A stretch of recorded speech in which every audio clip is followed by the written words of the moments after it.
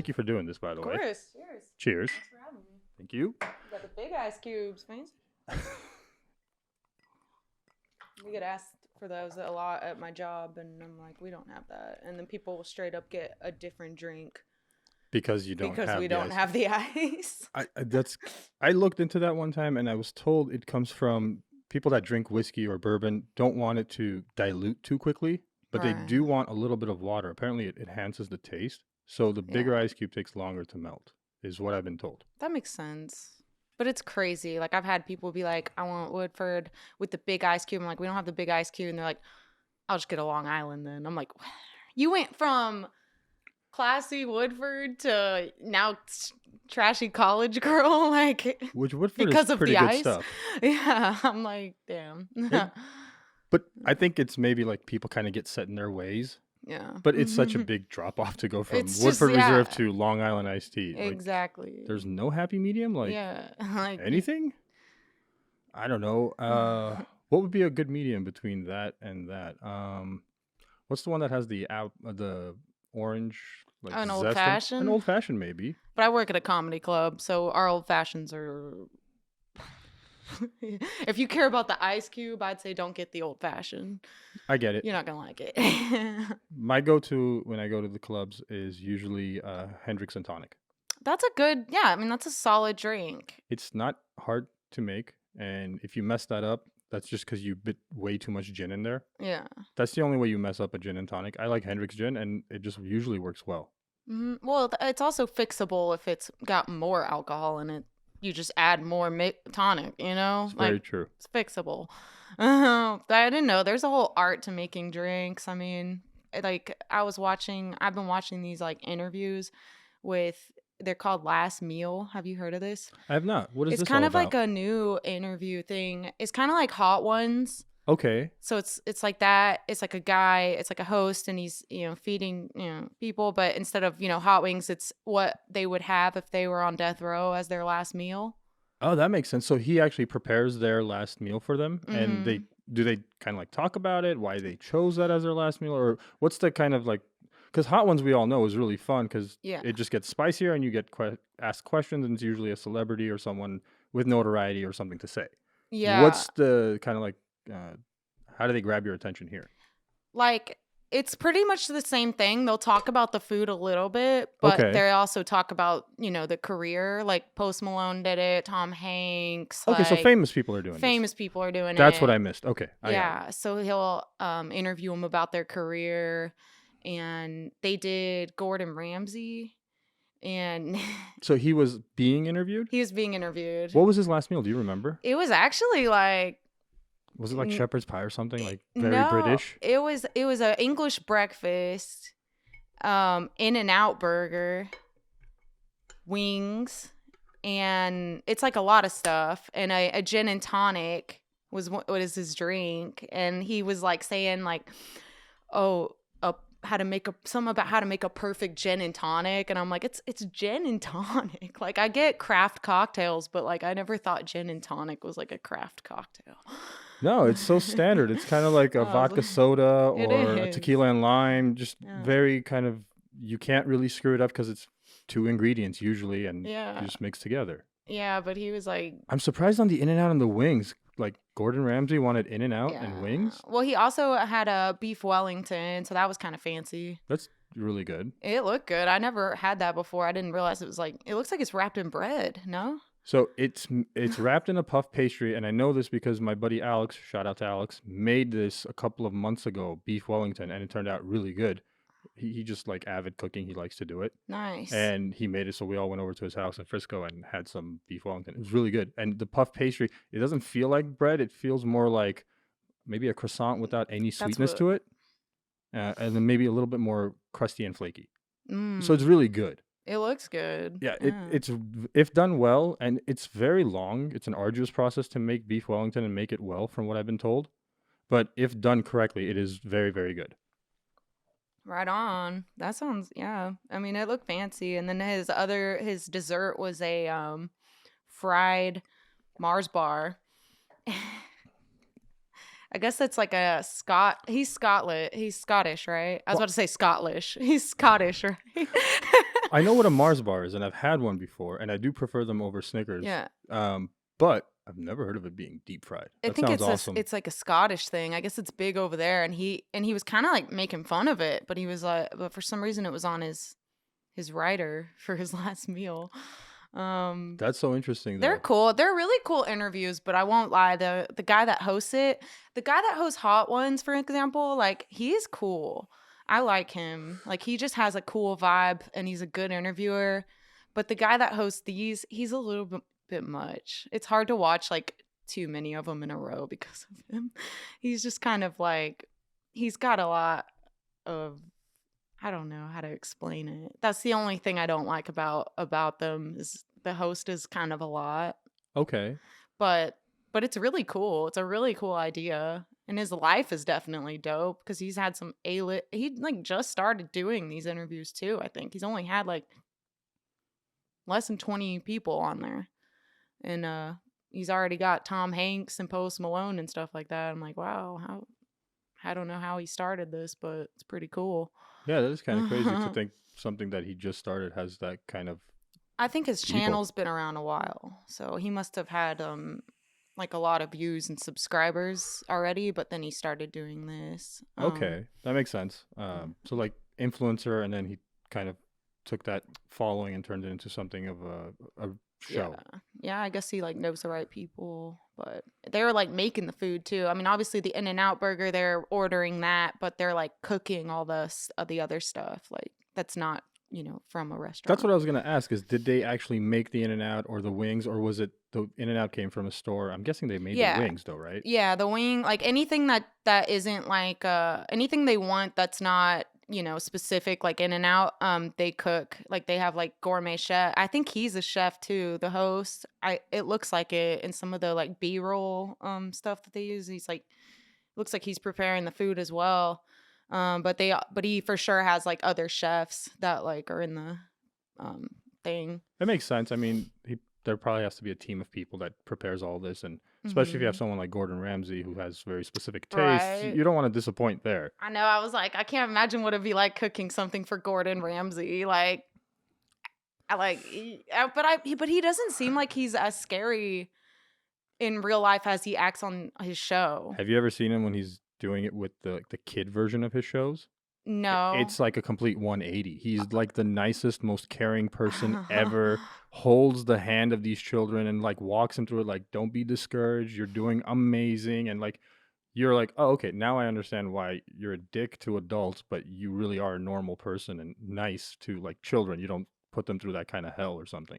Right. So true character is really when you're around kids. Like we're all mean to each other. That's fine. But like how you treat children, like the really weak and innocent, really shows a person's character. Yeah, that's really sweet, actually. I'm not even surprised because I feel like he's not a mean person at all. I think it's just all for the drama of the show. I mean, you have to. Part of it probably is his persona, and from different chefs that have kind of become celebrity or have written books and things like that, they always speak about how high intense the environment of a kitchen is in I guess like a high-end restaurant. Because there's so many people, because there's so many moving parts, and that the quality has to be on such a high level that it makes for a very tense work environment. So it can be whoever the head chef is will yell at the others if they're being morons because he understands how much is at stake because his name or her name is on the line. Because a lot of these chefs in high-end restaurants, it's like Gordon Ramsay has a line of restaurants, Jose Andres has a line of restaurants. It's their name that kind of is the reason you go. They are the brand. So I could understand why they'd want to be so protective of that because it's so far and few in between that actually get to that level of being a chef. I mean, there's got to be thousands of people that cook for a living.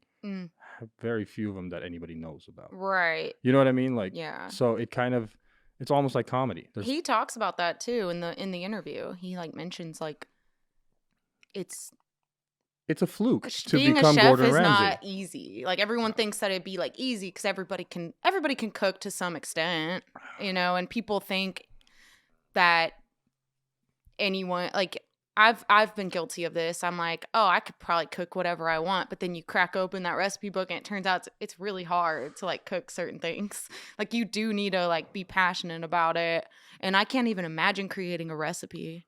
I don't understand how like So I look at cooking as akin to a painter. Mm-hmm. I can get a bunch of paints from a store and a canvas and just slap them on there. Maybe you'll be able to figure out what it is, but it'll never be Rembrandt. I'll never be a Yeah. Van Gogh, which is the same thing with like these really high-end Michelin star chefs. They're artists. Their mind works in a very different way. They're just their canvas happens to be food. It's no Mm-hmm. different. That's the way I look at them. So I understand how it all of us can paint, but how many of us can become a great painter is what I Right. look at it as. Same goes with comedy for me. Like Mm-hmm. all of us can probably make our buddies laugh, Yeah. but a very few of us, really, like statistically speaking, can actually make a lot of people laugh consistently. Mm-hmm. Yeah. Yeah, for sure. Like going up on stage and being relatable to like a large percentage of strangers is really hard.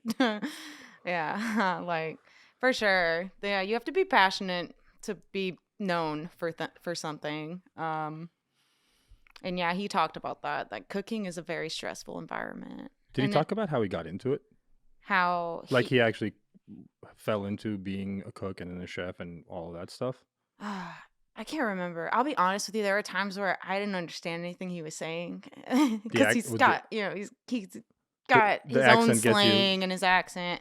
But for the most part, I understood like that when he talked about it being like a really stressful environment. And I know he said he started when he was like 18 under somebody that he, really looked up to. And that's about all I remember on that. Um, I know he grew up in a really like toxic environment. Like his dad was really abusive. He said he talked about that a little bit. So that might be why he's So good at what he does. yelling. He yells so I don't know, like I don't think he's an abusive guy. I didn't get that vibe, but I think, he's probably got some trauma that comes out when he's screaming at those chefs. I don't know. I think Um, so, but I mean, probably you know this better than a lot of other people because you are a comedian that a lot of art comes from trauma, comes from right. really dark and painful places. And like for him, I guess it makes a lot more sense that he went through a lot of hell when he was a kid Mhm. and he's this, like phenomenal, well recognized, even a celebrity you can think of him as. I'm sure people stop him to get his autograph all the time. Yeah. And I think, and like Joe Rogan said this once, he's like, anybody that he knows that is like really, really good at something, amazing at something, has gone through like hell, a lot of hell. And I Mhm. think that might be akin to childhood trauma. Always. Childhood trauma's everything. It's fucked up, right? It's so Yeah. messed up. Like what we couldn't control defines us for so many years of our lives until we can finally, maybe, possibly get control of it. And a it lot of us never do. it's messed up, but it's also kind of amazing Yep. because it makes you like so much better, I think. Like Okay. I have family members who have been through a lot less. I don't like to say it like that, but I got like some family members that grew up in a really, wholesome environment, you know, Where did you grow up? on the surface, like, well, I'll answer that, Sure.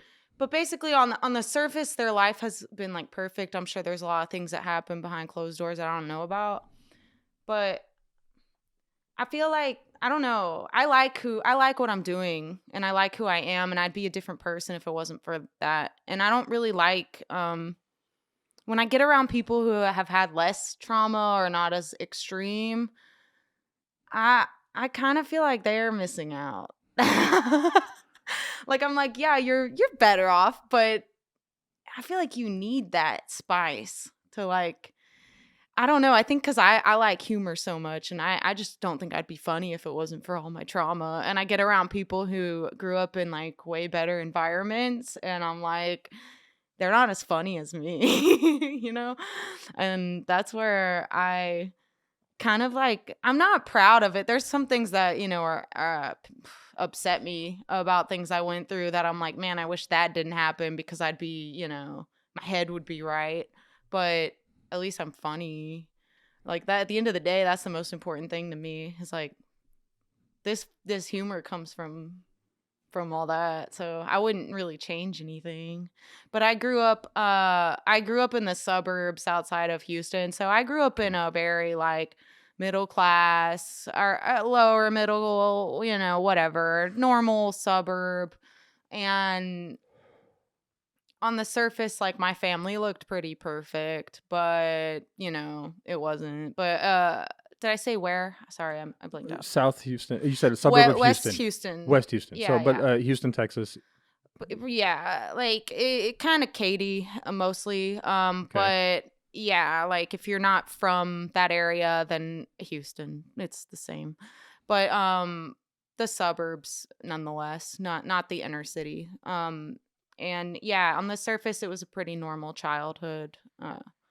But my parents, yeah. But So to that, I do have a few questions, and at any point, you're welcome to say, I don't want to answer this, and you're welcome to. But you did say something that I've actually never heard anybody say before: extreme trauma. And I know that's very personal to you. What does that mean to, like, what was that, if you don't mind sharing, just to kind of give like gravity to this story? are we like doing therapy right now? No, but so the entire point of this Yeah. podcast is I interview comedians, and I want to know about your journey and how you got to this point, and kind of what all the story that is you. And one of the defining things that has been part of my education is learning that almost everybody that sat in that chair has gone through some shit to varying degrees of extreme. And you were the first person to actually say the word extreme, so I was really wondering as far as kind of what your experience was. And because you are very funny and very talented, and also awkward on stage, which you said yourself. Yeah. But I think that kind of plays into what makes you funny. So I was just kind of interested. And it's not therapy, but more kind of like if Yeah. the other people that listen to this would also like to kind of maybe hear about it and relate to you. Right on. I won't say too much, but the core of most of my trauma, I don't know. I feel bad like saying this but she's no longer with us, but my mom, just, I love her, but I hate her. Just my mom had a lot of demons. And growing up, it was just, she was a substance abuser. And when I was like 3 or 4, my parents went through their first divorce. And then that was when I realized my mom was, not perfect. She took a lot of, I think my sister said she was doing like street drugs a little bit, but I never saw her doing that. I saw her take this like Ambien every night, which is a sleeping drug. And it doesn't sound that serious, but it makes you do really, really stupid stuff. I've heard some horror stories about people taking Ambien and doing crazy things that they have no recollection of whatsoever. Yeah, it's serious. It's not just a sleeping pill. Most people don't understand Ambien fucks with your brain really bad. Oh, yeah. And prolonged use just makes it worse. But, they don't care. Nobody cares because it's FDA approved. Why not? Just No, take it. exactly. Like, people don't understand, like, How bad it is. legal drugs can be just as bad as street ones. Like, in some ways, they are not safe just because they're legal. Well, the number one killer as of today as a street drug is fentanyl. It started its life as a medication approved that is still used in hospitals all over the world. But fentanyl never was a street drug to begin with. It's the reverse effect. It's just so much more potent than actual street heroin. That's why they cut everything with fentanyl now. But fentanyl is legal though, right? They give it away in hospitals. Very, very legal, used all the time. If used properly, fentanyl is a great drug. But it needs to be used in very like rare cases. It's usually for surgeries and things like that where they need to use it to get instant like pain relief. And then you're not supposed to be taking that shit like long term or anything like that. It's not okay. You're pretty much a heroin addict, but synthetic heroin, like 100 times worse, is what they've said. Yeah. Not okay. But so I understand when you say like, a lot of people think that it's legal because it's prescribed by a doctor, but that doesn't mean it's okay. Exactly. And I now stress that so hard. I'm like, well, my mom took that pill every night for like most of my my entire childhood and most of my high school years, and it took her forever to get off of it. And it would just make her, I mean, it was traumatic. I mean, just every night something. I mean, it was crazy. She'd be like, my mom, and the sun would go down and she'd be a whole Somebody different else. person. And it was very like, it was a lot. And that was just the beginning, things just progressively got worse and worse. And my parents, they split. What's really interesting about my parents is they split up when I was like 3, and they stayed apart till I was 9 or 10, and then they remarried, and then they split up again whenever I graduated high school. So my parents married each other twice and divorced each other twice. And that's always like an interesting, because I've never met anyone with that story with their parents. Usually when your parents divorce, they stay divorced or they stay married, but they never divorce each other twice. So it was pretty crazy. Yeah, And that has to be very unique. I mean, I guess yeah. no better option came up in 9 years for either of them, so they tried it again. Well, Is that kind of what it came to? my dad's not perfect. He has his flaws as well, but to me he is kind of perfect. Like, I know he has his flaws cuz no one's perfect, but he like really wanted to be there for us. But my mom didn't have custody over us. So we were wanting to be with which is very rare. Women almost never lose custody. This is very true in this country. So Yeah, that's just a some big sort. red flag that my mom had a huge issue. Yeah, usually it's a drug addiction, severe Yeah. neglect. Something has to come up in a It court was document somewhere that says it's not safe for them to be with mom. it was the addiction. Right. My mom had already been in rehab a couple times And and this is had for ambient or other things too. there were other things, but the Ambien is the one that's most significant to me. I don't really know I don't know how long she was taking it. Maybe it was because the Ambien was what would make her, want to drive, and just really, that was what really proved her to be not a suitable parent. I mean, she had a couple suicide attempts, and she had gone to rehab. She went to rehab like 4 or 5 times when I was growing up, from the time I was born till high school. Maybe not 4 or 5, maybe 3 or 4. Enough, to prove that she wasn't. And I know she had a suicide attempt right before their first divorce. So yeah, it was the addiction that kept her from being a suitable parent. It wasn't neglect. My mom showed us a lot of love when she was coherent. Oh, she loved us, but she just had this horrible addiction. But anyway, my dad didn't have custody, but we were always wanting to be with our mom. Like, we just wanted to be around her all the time. And so we wanted to stay with her. So he was always coming over to like check on us because he knew that wasn't like a safe environment for us.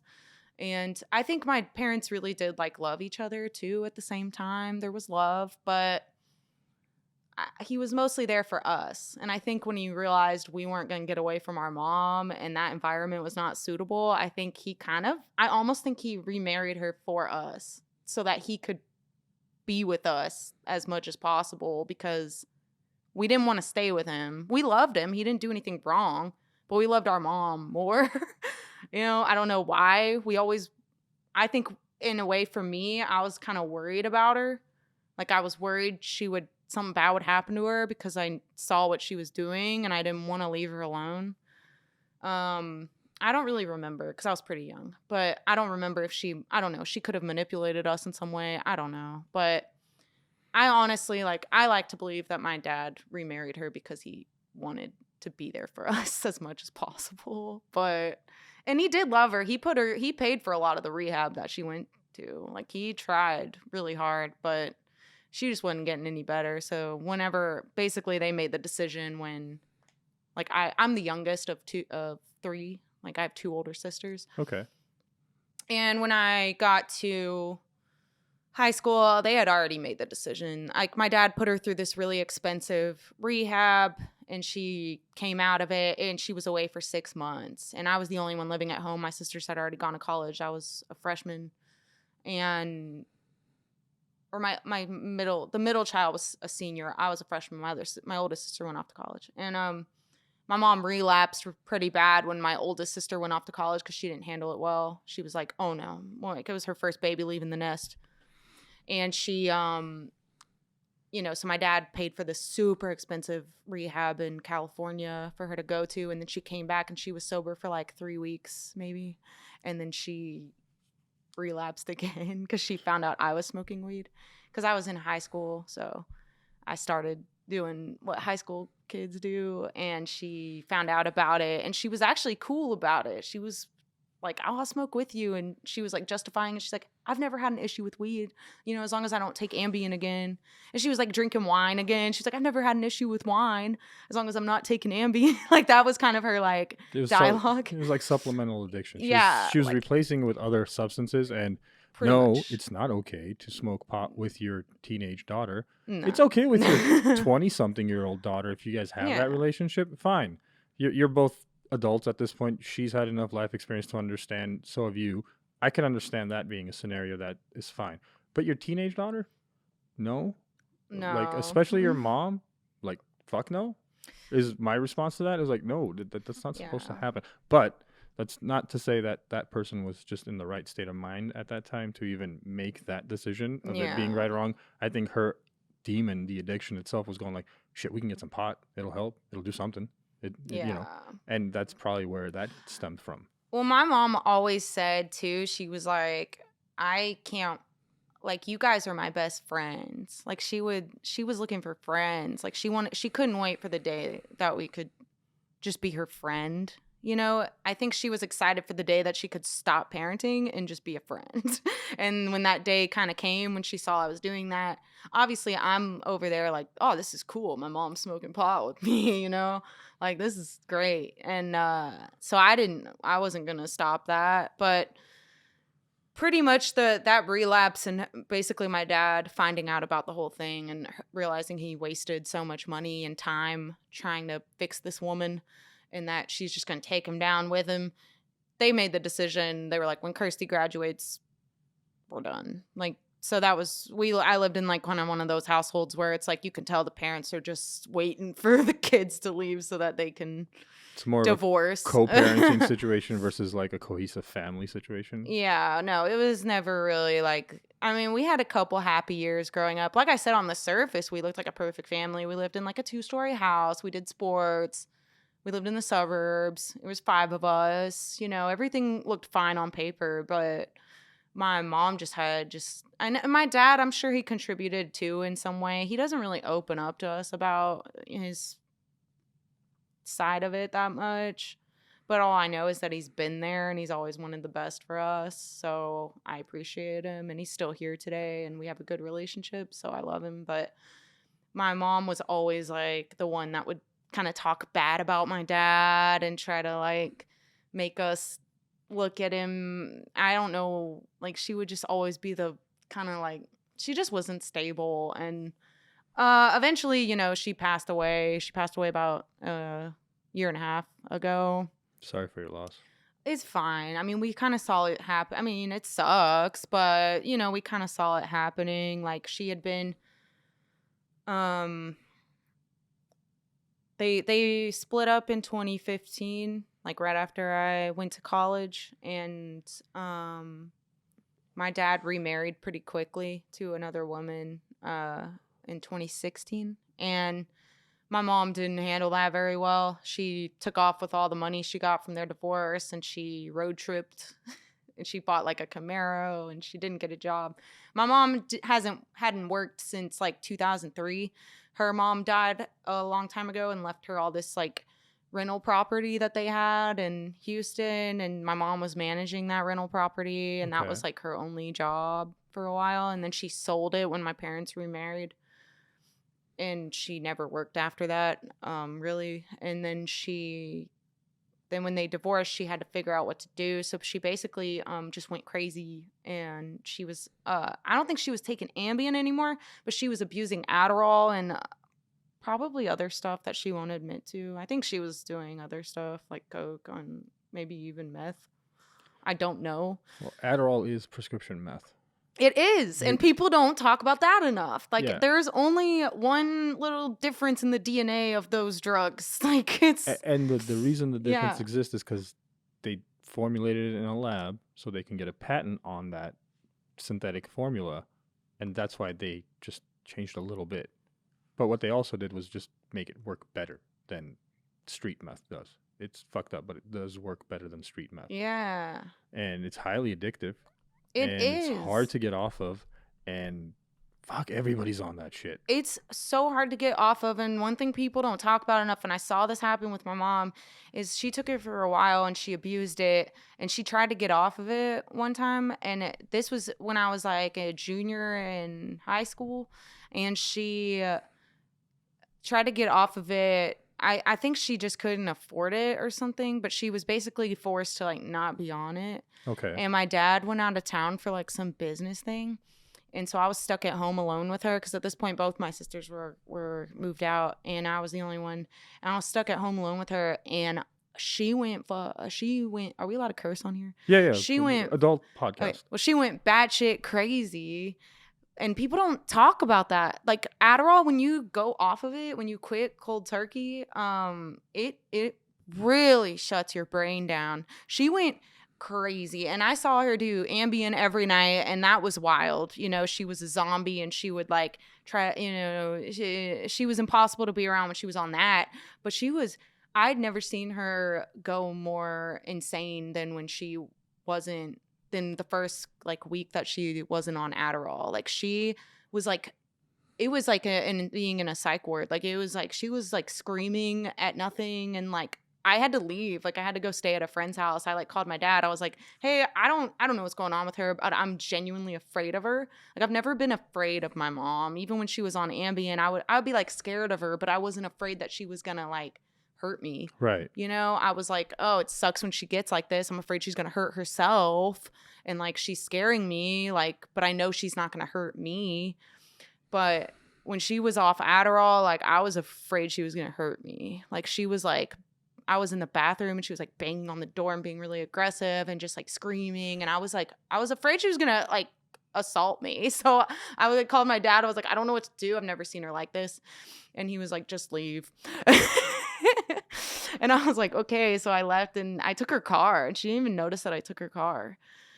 She wasn't there at the time. I promise you. The human being you understood as your mom was non-existent because for sure the withdrawal of that substance that made her at least baseline regular was gone. So she was just spiraling out of control. Oh, yeah. Because the way you actually properly get off of Adderall is, so if you're taking a 20 mil, they'll put you on a 15 mil for like a month and a half, then on a 10 for another month, then on a 5 for another maybe 2 months, and like really, really slow tapering off until you can get to the lowest dose, and then you crack that in half and take it for a few weeks, and then you try like every other. I swear to God, it takes like 6 to 9 months sometimes to fully get yourself off of benzos or Adderall or any of these like substances. Off. Yes, and even then it sucks. But for sure, it's way better than cold turkeying that. Mm-hmm. Which, I mean, there's a lot of people that end up in insane asylums and stuff because they try to cold turkey from like benzodiazepines or Adderall or other antidepressants, and it just like kind of like triggers something really horrible in their head, and it takes time for them to actually come back if they come back. Yeah. Some of that can be permanent. And I think it was. My mom was never the same after. I mean, she was never the same. She even was completely sober for a couple years or a year or something. I mean, she always drank, but drinking really wasn't her issue until the end of her life. Then, because I think drinking was the only thing she could get. And then she started abusing that. But her main issue was pills, and she was never the same after. I mean, she was like, her brain just... her chemistry was just way off after that. Like, it was pretty hard to be around her. Like, but anyway, to answer your question, yeah, my mom is the source of a lot of my trauma. Not all of it. I've been through other things, but my mom was the biggest. My mom was the biggest part of. When I think back to childhood, it's my mom and everything that she did. And I'm okay. I mean, I figured out what's cool is it's over now. And at the same time, she taught me a lot. Like she was funny and she was fun and I got a lot of stories because of her. But yeah, she kind of like I wish she could have figured it out, but you know, I'm close with her family still. I have uncles and my grandparents. Well, my grandpa, her dad, he's still alive. He's 95, I think. No, 93. Either way, he's in his early 90s. And does the family give you any clues as to why she was addicted like that, or why Um, her kind of like her life went that way? And because I don't, it feels like she had a lot of unresolved trauma that kind of turned yeah. into an addictive personality, S- or was it not that? I don't know. I'm just It so so her mom was crazy too. Her mom was a lot like her.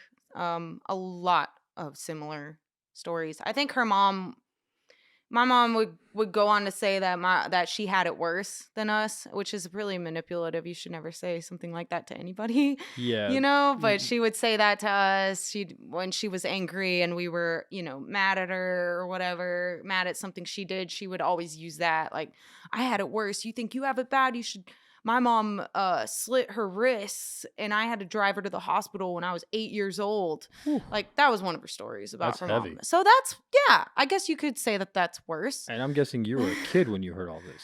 Yeah, my mom would tell us stories like that anytime we got mad at her for doing something that she shouldn't have done. She would kind of throw her stories, the whole "I had it worse" thing. Um, and I think arguably, yeah, her mom was crazy. I mean, her mom was just crazy too. She gets it from her mom, but so her parents split up. Her parents had her first, and then her two younger brothers, and then they split up sometime after that. So she has two full brothers, and then her dad remarried another woman who he's still with. They're both still alive, and they Wow. had a son. So that's her half brother. And when they split up, her dad and her brothers wanted her full brothers want to go live with her dad, so they went and lived with him. So she stayed behind with her mom because she kind of like we did when I was a kid. Like I think as a girl, it's a mother thing. Like you want to be with your mom as a girl. No, you actually said it though. You said the reason why you actually stayed after a few times of saying it's a mom thing. It's not. You became the mom. You and your Yeah, sisters were more concerned with her safety and well-being, and you were like, well, if we all leave, then what? exactly. And I think your mom did the exact same thing for her mom, Yeah. and that just kind of made things a lot worse than better for her.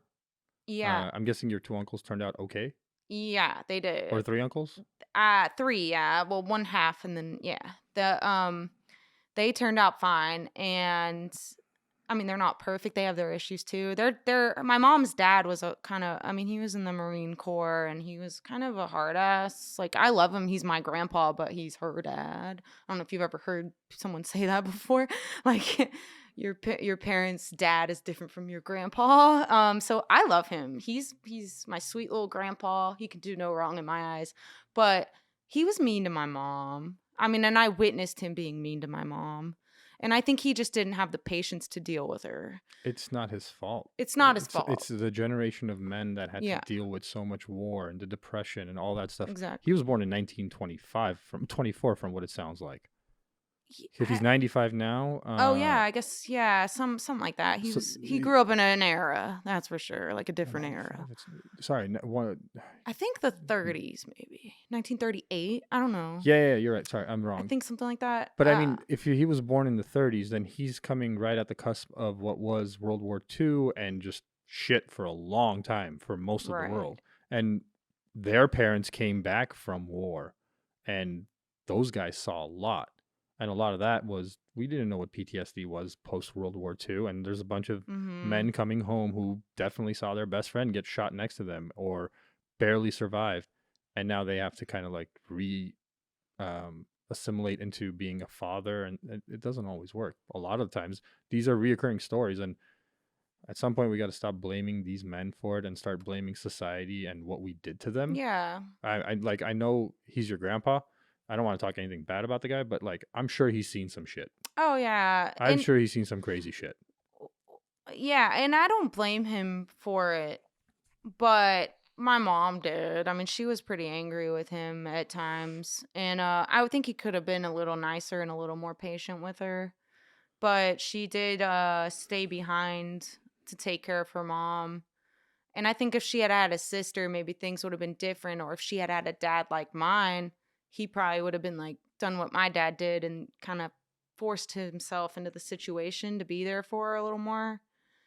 But yeah, it does seem like your dad sacrificed a good portion of himself to be there again to make sure that he can at least try to bring some semblance of normalcy to you and your sisters. he definitely did. Yeah, My dad is the reason that I'm here. Like, I think my life would have been very different if my parents didn't remarry, or if I had had a shitty dad. I think my or a life. shittier stepdad. Well, yeah. Yeah. My mom never really showed much interest in dating, so I never really got that experience with a stepdad. Yay, because she definitely wasn't going to be making any Yeah. good choices in No, that like she dated a couple inebriated guys. kind of state. Yeah, like my mom dated a couple guys, but she was always pretty like, I think, hung up on my dad. Like, she didn't want my dad to move on. I think, and it was weird because she wasn't like this is probably too much information, but she wasn't like a sexual person really. She didn't really have a lot of interest in that. Which drugs do usually kind of Yeah. kill that, especially the prescription drugs. Well, they can definitely kill your sex drive. Oh, for sure. And she had a hysterectomy as well, which is another reason for her. Yeah, and then you're not producing the hormones the way estrogen is one of the hormones that if you have a hysterectomy is gone and they replace it, but it's it's kind of like a synthetic for what was naturally supposed to be there. Mm-hmm. And the difference is like your body knows how much it wants to produce and needs to produce versus this is just a like a static amount that you're going to get per dose. Right on. Yeah, we don't understand how to properly regulate hormones. It's still a difficult thing to do. Yeah, and everybody's different. It depends on a lot of things too. Your sleep, your diet, your whatever. Like, there's so many things that play into it. But my mom's hormones were definitely out of whack. Like, she was always having issues with all that. And well, yeah, she went through menopause way before she was supposed to. That's what a hysterectomy kind of causes. Well, she had the hysterectomy when she was, I think, pretty much when some women get menopause, like mid 40s. Okay, kind of. It depends on the woman, but yeah, it could happen in the mid 40s, I guess. Yeah. Like, so yeah, she did have a lot of hormonal issues though, but her addiction was caused by growing up with her mom for sure. She even went to college for like a year, and she was doing drugs and stuff in college, and then she moved back. She didn't finish college. She moved back with her mom to take care of her, and yeah, so it all goes back to her mother. And I've thought about asking her brothers and me and my uncles, we talk about my mom all the time. They've been really good to us, all three of them, when it comes to my mom. But my grandpa, I've always wanted to ask him more questions about what it was like being married to her mom and what that was like, but I'm afraid to ask him because I don't know if it might upset him. And then he's always with my grandma that I have now, which is the stepmother.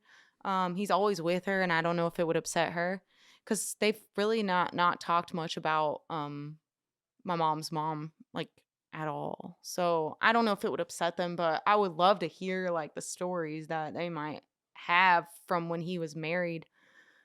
Would he ever want to sit down in something like this? I'd have him on and probably not. He's like 93 and he doesn't leave the house, but I wish. I'll go to Houston. Hey, I'll take my gear with me. I have no problem. I do it all the time. I go to Austin and do podcasts over there, so I have no problem doing that. But it's something I've always thought about, is like interviewing the older generation before they're gone. Right, he probably has crazy stories. Archive.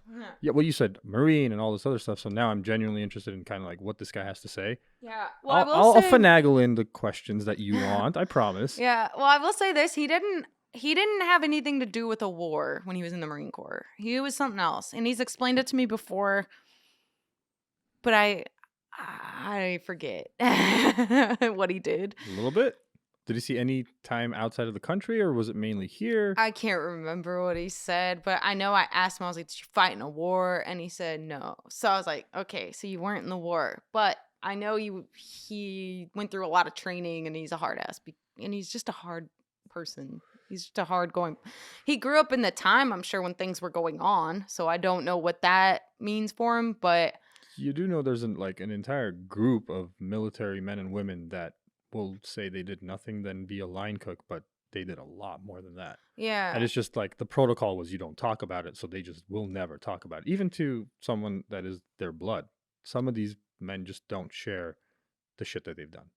Yeah. That it exists. There's entire groups of individuals out there that have done secret, covert operations for years, and nobody will ever know about it. That's kind of the point of it.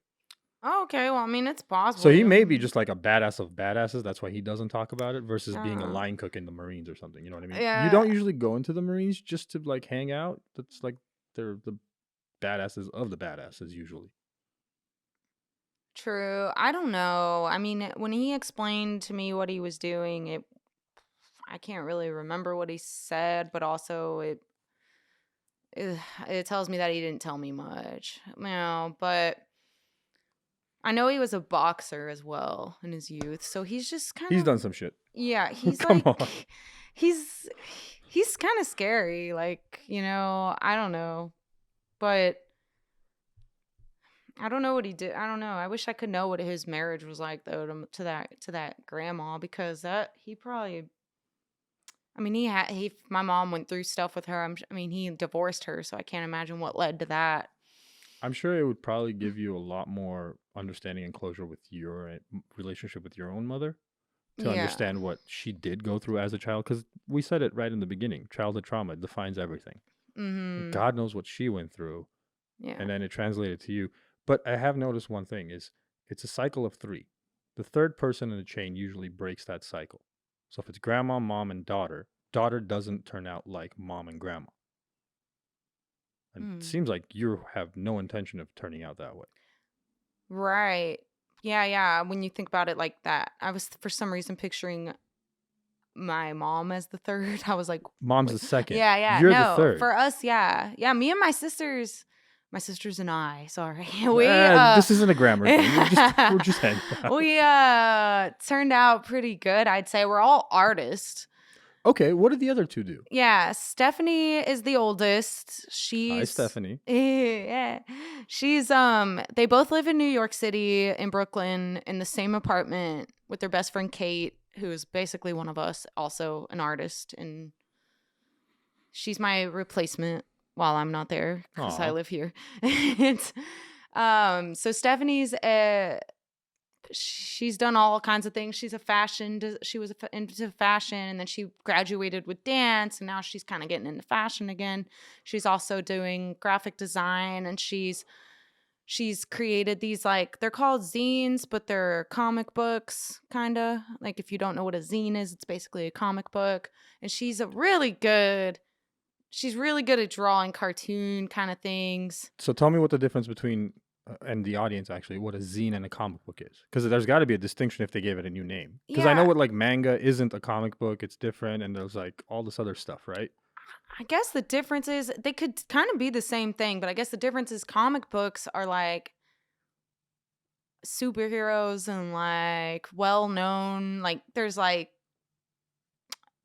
just like the material is different too, but a zine can just be a person's like personal story or series of whatever they want to put in it.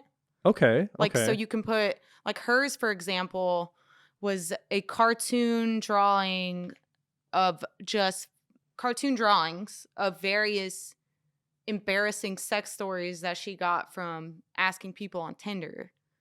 Oh, I love that. Yeah, it's really awesome. I love that. She made 2 of them. She made a volume 1 and volume 2. It's called Coming of Age. Can I buy this?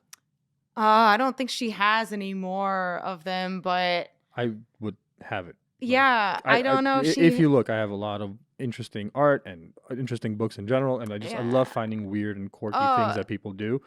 I cherish things like that because I'm like, it's art. I could give you her Instagram after this. Definitely. And you can hit or you her can up. shout it out right now and everybody can hear it. Her Instagram is Fuckingham Palace 69.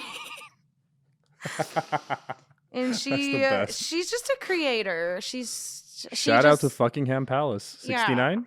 Fuckingham Palace 69. Stephanie Cora Hayden. If you want to type her name, I think it'll pop up that way too in case she changes it again. I love it. So she's, and I love it. I love what she's doing. She has a cool style. She's really into thrifting.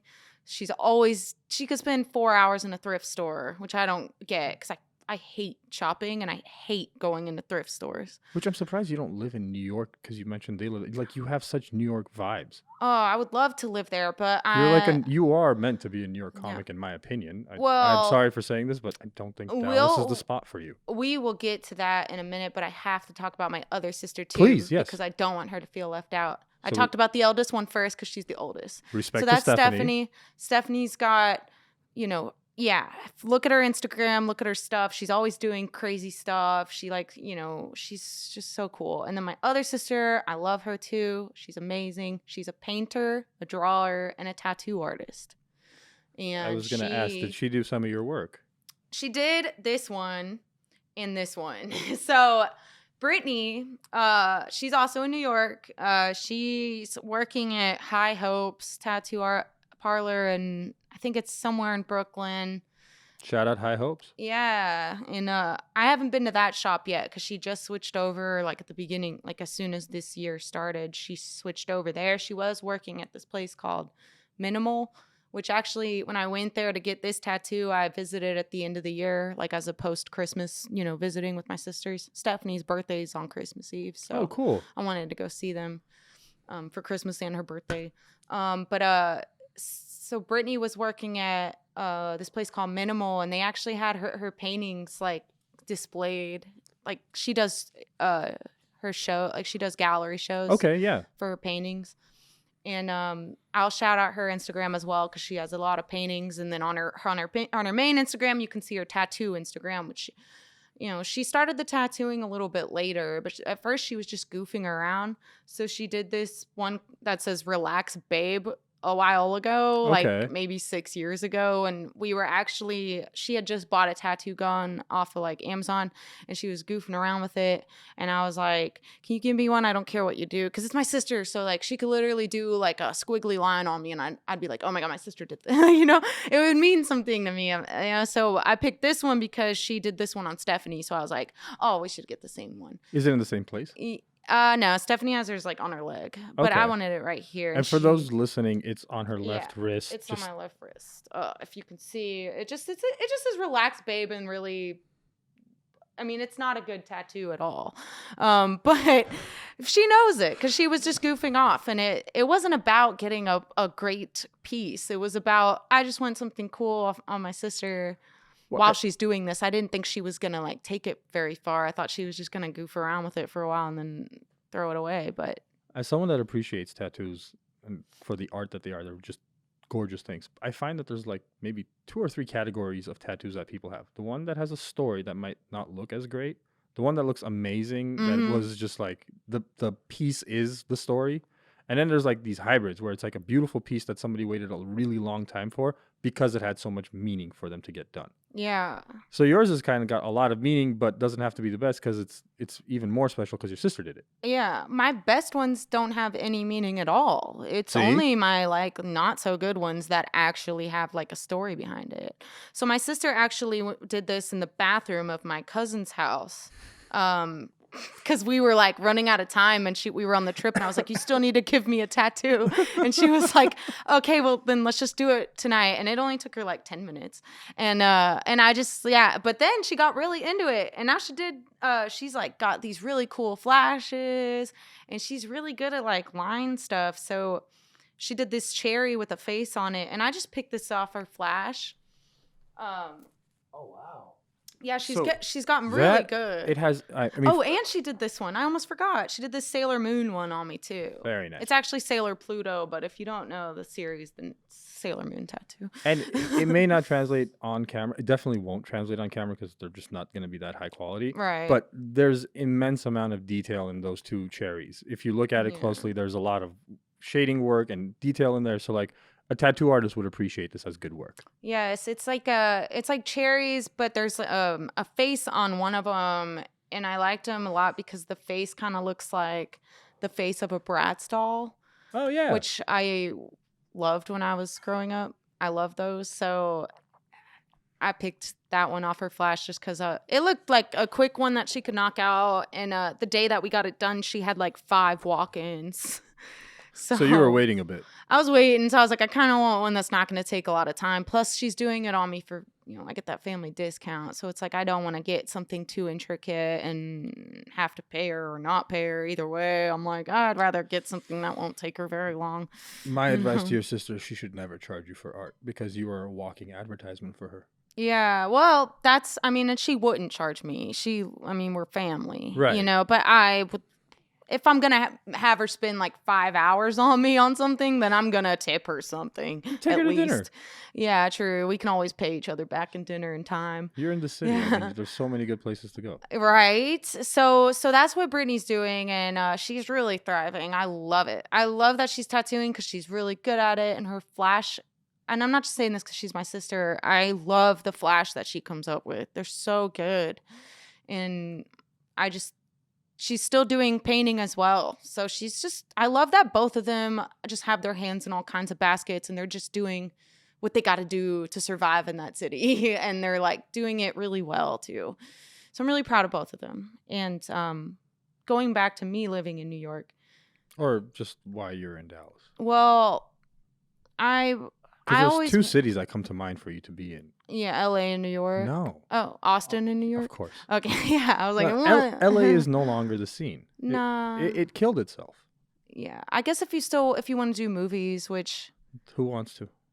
I wish I could, but it's just, I can only put my energy into so many things. I promise you in the next 5 years, you'll see way more movies coming out of Austin creators than you will from LA that relate to things that you might want to work on. Right on. There's a renaissance going on in Austin right now, and if people are sleeping on it, that's just their fault. There's this artistic vibe that LA did have for a long time that it no longer does. I lived in LA for 30 years, so I come from that place. And anytime I go to Austin, I'm like, oh man, this feels like old LA where there's just like in the air, you can feel creativity. New York still has that. Mm-hmm. So I wonder why. Oh yeah. Why everyone's like doing, I just love being there. A lot of people say New York is depressing, and yeah, it can be, but I love it. I don't know. I love that city. I love going there. Every time I visit my sisters, when I leave, I hate leaving. The reason I won't move there, though, or haven't moved there yet, but want to one day, is because you really gotta hustle there. Like, my sisters, both of them have 3 jobs that they rotate between.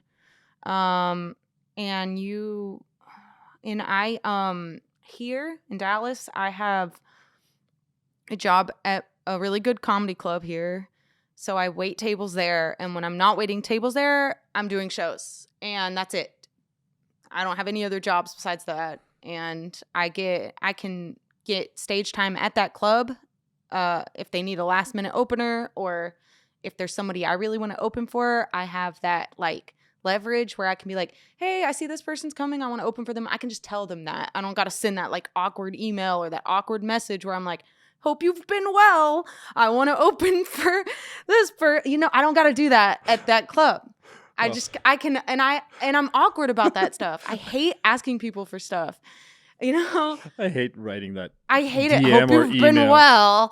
I hate it. And so I like being there because I can kind of like almost make it seem like a joke. I'm like, hey, if Whitney Cummings needs an opener, like I'll be around, I can almost like word it. And then if it happens, cool, and if it doesn't, whatever, I get to work that weekend and I get to see Whitney Cummings show live, whatever. So that's how, there's benefits to working there. I get the flexibility, I get the stage time, and I get a lot of stage time here in Dallas. So flexibility again. Okay. And it's driving distance to Austin and Houston, which I have one of my mom's brothers lives in Austin, and they always put me up. They're super sweet. They live right there, like 6 minutes from 6th Street. Perfect. So great spot. Great place to stay. And then my dad lives in Houston still, where I grew up, and I can go there and hit up a lot of places. So, you know, and then Austin is close to San Antonio, so if I want to go over there, I can go there from Austin. It's like an hour drive. Yeah, it's not bad. So there's a lot here that I get out of being here, and while I'm doing it, I don't have to work. So I worry. So compared to New York, I worry that if I go to New York, I'm gonna be working all I know is the service industry outside of stand up. I don't. I think about working from home sometimes, but I'm like, I don't know what I would do. That's gonna take. I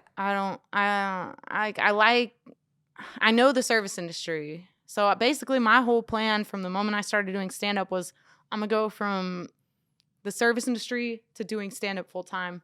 That's my plan. Okay. I don't know how I'm gonna get there, but I'm gonna get there.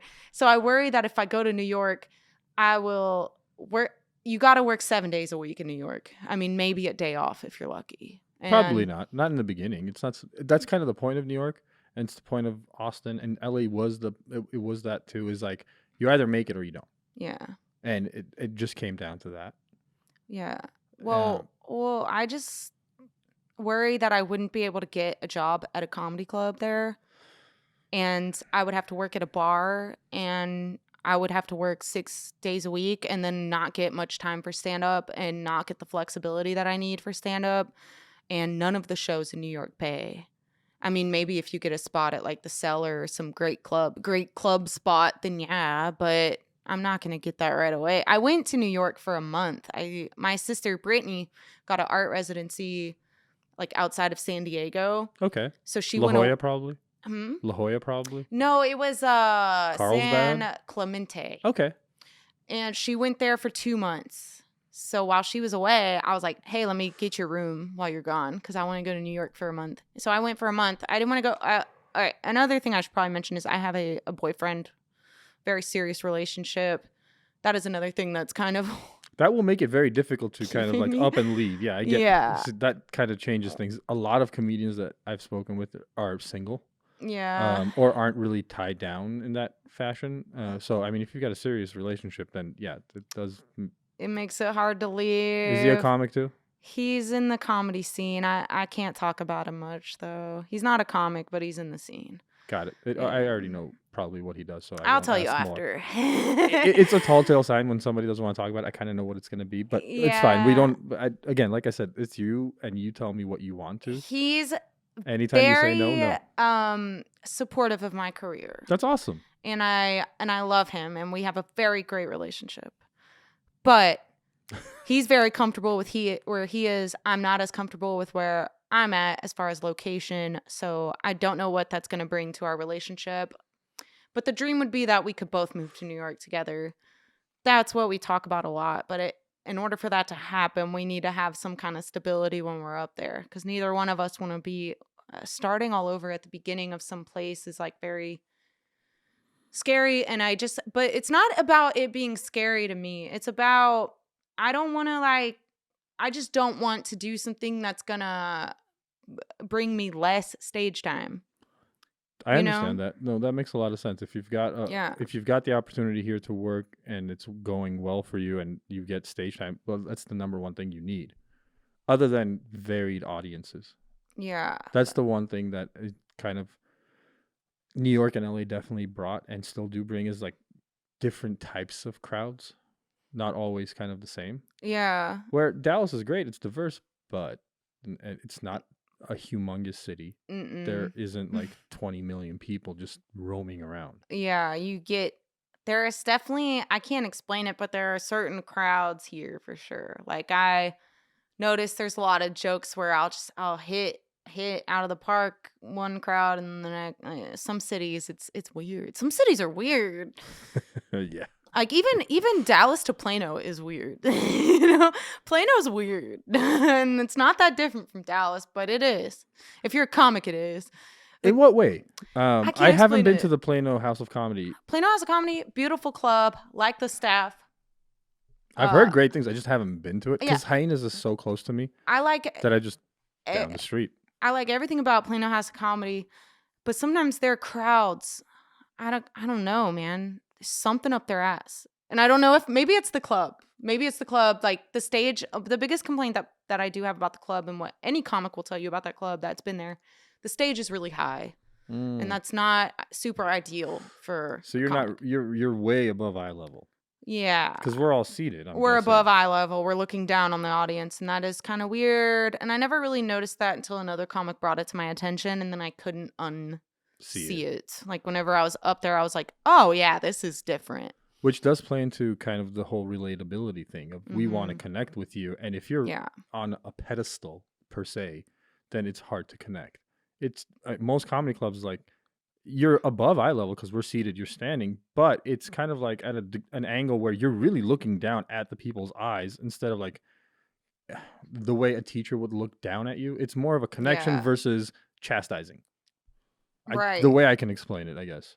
No, yeah, like that's the only thing about the club structurally that's weird. But I've had good sets there. Like their Tuesday night show, which is kind of like an open mic, but not. I mean, basically they'll do a handful of comedians that are doing 7 minutes, and they'll have a headliner at the end, and then they'll do drawing. So if you're not on the show, you can show up and they'll draw your name and you can do 5 minutes. Okay. So it's a pretty long show. It's about a 2-hour long show. But it's a good show. And every time I do that show, I always have fun. I don't know why. I always have a good set at that show. Because it's a Tuesday night. But when comedy fans are out on Tuesday nights, not regular Joes. I guess so. Yeah, maybe that's it. Like, it's weird. Like, I always have a good time on those Tuesday shows. Like, some of the best shows are the 3 for $25 at Hyenas. Oh, yeah. They're some of the best. Yeah, the crowds are awesome. The shows are great. And a lot of times unexpected people just drop in. Mm-hmm. But the crowds that are there for funny. Right. They're not just like, oh, we were in the area. Look, there might be a ticket available. No, you're actually, because it's a free show. Like, you don't pay to get into that one, which means you kind of have to be looking for it to know that it exists. It's not a Friday night and you walk by a marquee. Right. That's a good point. I didn't really look at it like that. So, like, maybe the Tuesday Plano, I got to check that out. I want to see the crowd. But I bet you it's usually people that are in a good mood to see comedy because it's a Tuesday night. And it's a younger crowd, probably. It's just like a mix of people, and I think that's it. It's a lot of people are brought by the comedians on the show, so yeah, you get like a good mix. But I don't know, they're always hot. Yeah, I recommend it. Go to the Tuesday show. You'll see a whole lot of different people. You'll see beginners. You'll see pros. You'll see everything in between. And I'll check it out next Tuesday. It's really fun, and I always have a good time, and the crowds are always fun. But then I'll go there and I'll host on a weekend, and it's different. It probably also relates to, I guess, whoever the headliner is. Maybe it's that person's crowd. Like Kurt's, so I saw you for Kurt Metzger's show, and Kurt himself is also kind of an awkward human being, facial expressions and things like that. And like some of his jokes kind of are like, you know, when he does that thing with him, like, I can't believe you don't get what I just got kind of a thing. And you're like, I get that kind of a crowd, and I wonder, like, is it crowd related that sometimes at Plano it doesn't hit because they're coming to see somebody that really may not be your audience? I don't know. No, I don't think so, though, because the people I've opened for there, I'm like, no, I think I'm kind of in line with their comedy. Not the same, but that's good. You never want the same opener, but I'm in line with it. Like, I'm not too different from them. Like, okay. So... But it's weird because they'll show the headliner love, but I don't know. I've also seen headliners that I've opened for there. They'll get off stage and be like, God, that crowd sucked. Like, I've heard plenty of headliners complain about the crowd too. So I think it's just a lot of like, I think it is a lot of people walking in off the street not really knowing what they're getting into there sometimes. Other than that, I've had fun times there though. Not every set, none of the sets have been terrible, but I've had way more fun at other clubs for some reason. I don't know if it's Plano. I don't know if it's the headliners crowd. I mean, it could be, but judging by what I see, I'm opening for people that I like. You know, it's not people that. It's not like weird fit. It's like we go together. You know, but, so that. I don't know what it is. I don't know what it could just be. The stage. I don't know. It could be the stage. It could be. Just the demographic, I don't know, but it could be a myriad of things. But I mean, at least that you recognize it is a big deal, because at least you can try to work around it, pivot, kind of try to get the crowd on your side, especially if you're a host. You have like one of the more difficult jobs is you warm people up for who's coming up. And then if that middle act fucks everything up, then you got to re-warm them up for whoever the headliner is. Thankfully, the night I saw you guys, like Tyler Elliott did a great job. He was fucking amazing. He was on point. I've seen him, I think 4 or 5 times at this point, and every time I see him, I appreciate him more as a comedian. He's better at every time that I see him. And Kurt, without question, always murders. He was just fucking awesome that night. Shout out to What Tyler show did you go to? I was at I don't have my phone with me, but I think it was the Friday night show. Oh, nice. The late show. That was the funnest one, I think. I think that was I went to the very last show on Friday. Nice. I think that was if I remember correctly, I think that might have been actually my favorite show of the weekend. And it was a stack. Saturday late show, surprisingly, was my least favorite of the weekend. Huh. I mean, all of them went well. They were all fun. But if I had to rank them, Saturday late show was my least favorite. And I think Friday late show was actually my favorite. And most comedians will tell you that Friday late is the worst. Like most of the time, Friday late show is the worst. I always go to the latest show I can go to on purpose. Yeah. Give yourself plenty of time. No, not that. It's just the crowds that are usually at the late shows are hot. A little bit more inebriated. There's a chance that they're going to fuck around with the comedian. Not that I like that, but I love to see how comedians react to it and just do so well. And it's kind of like, oh, I want to see you on your feet. I want to see what happens. Yeah. Thankfully, nobody really did any heckling or any weird shit at that show. Nobody. Actually, no, there was that one dude, wasn't there? Oh, right. And he was that one dude that was fucking with Kurt, and he was like really fucked up drunk, remember, and just started babbling on about shit. I can't remember. He was an older white gentleman, and he just started babbling about random shit, and Kurt was like, "The fuck are you even talking about, dude?" I think I kind of remember that. So but... if you're on the stage facing us, that person was to your left. Oh, okay, I do. So remember... where the green room doors are. Oh yeah, I think it was a guy and a girl, and they were kind of being loud during my set. Yes, and then they just made it fucking worse on Kurt's set, and like multiple times, people actually like the security staff and stuff went up to them and were like, "Hey, dude, you need to stop." Interesting. Okay, wait, were you at the show where the fight happened? No, that night was not a fight. The fight had already occurred. That was the previous show, I think. Yeah. Because Kurt or somebody, one of you talked about it. It was probably Kurt. Somebody talked about the fight that occurred on stage. Yeah, so there was a fight that happened that first show. Basically, there was a group of people in the back, and there was a guy, so they're in the high tops in the back, and then there was a guy in a row in front of them on the lower level, Okay, and, yeah. I always sit in the very, very back where the comedians usually hang out. Really? Yeah. Well, this and group, they're nice enough to let me sit then there. You know how it is. They were at the high tops, so they were high, and then it was like a group of like 6, and they were talking a lot and they were being loud. So this guy on a row in front of them, he was like turning around telling them to shut up a bunch, and it was going back and forth. They were literally yelling at each other in the middle of the show. But God. Kurt's show is kind of loud. I can't explain it, but there's a lot of noise, and I don't know if it's. Yeah, you're right. There's a lot more murmuring in his show than I've heard from other comedians. Like a few weeks before that, I got to see Ali Sadiq at the Addison Improv. You could hear a fucking pin drop because people were so captivated by what he had to say. Ali's like sitting down and he's like talking really quietly. I saw him the night where he was telling this amazing story about his daughter. That was his like finale joke, and then some dumbass decided to record him, so he didn't finish the joke. And he was like, "Fuck it, I ain't doing this. I'm gonna do something completely different. You're not gonna get to fuck this up for me." And he was just such a statesman about it. He was so fucking eloquent in the way that he told the crowd what was going to happen, told them why they weren't going to hear the ending of the joke, proceeded not to finish it. He was right there, like right about to finish with the big, like, finale of this beautiful story. And I won't say any of it not to ruin it, because that's what the man wanted, for nobody to like record this shit and put it out there before he does. And then he saw it and he was like, "I can't believe you just fucked this up."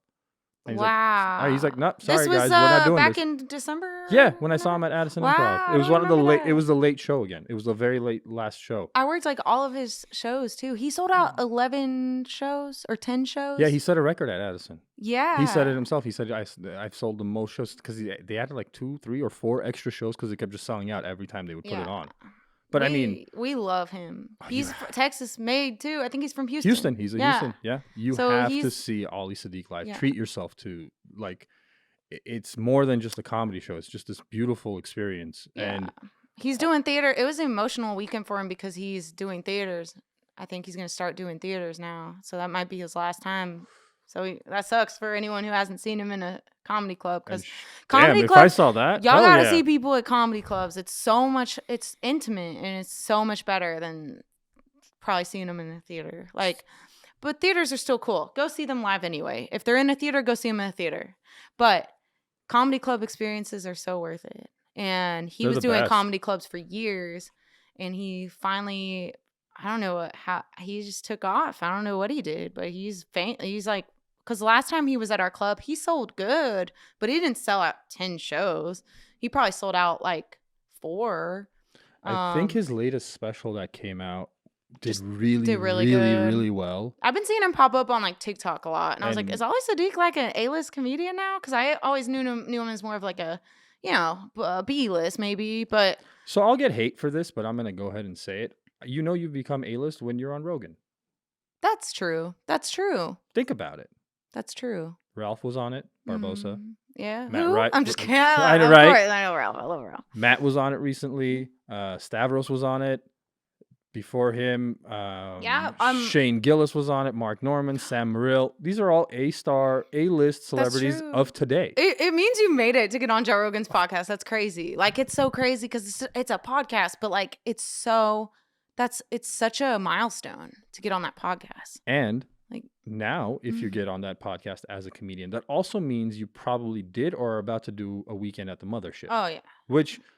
It'd be crazy if you were doing the podcast, but you didn't. They wouldn't put you on at the mothership. You got to like go to the open mic and try to get on. That'd be crazy. That would be crazy, but I'm pretty sure that like now that the club's open, that's kind of how like it may be just a tactic of like, oh, you're gonna do a weekend here, and like, why don't you just pop on the podcast?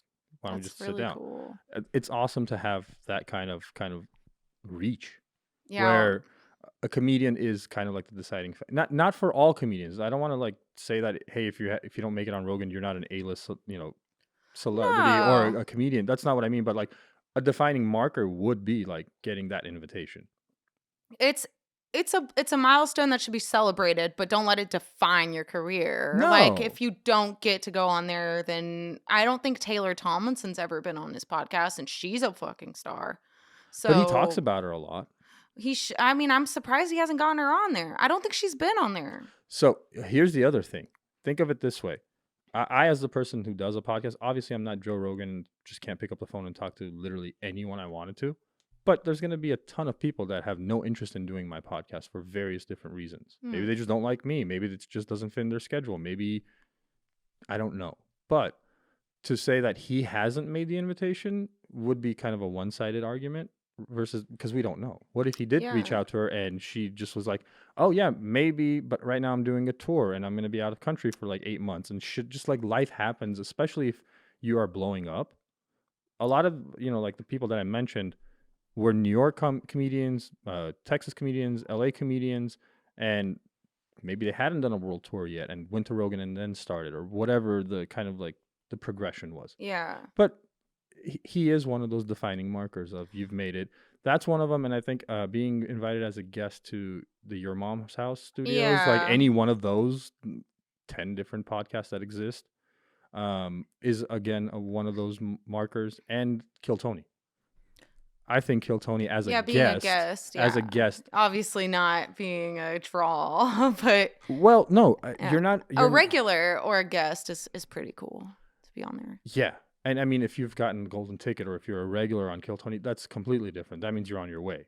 Yeah, you're on your way. Yeah. But to be a guest, like be a judge. Yeah. I know what you're saying.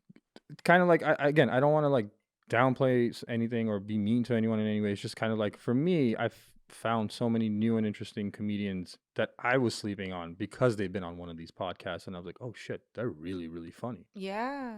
Yeah. And it's good to know, like, that these things exist. One can only hope, man. I would love to get there one day.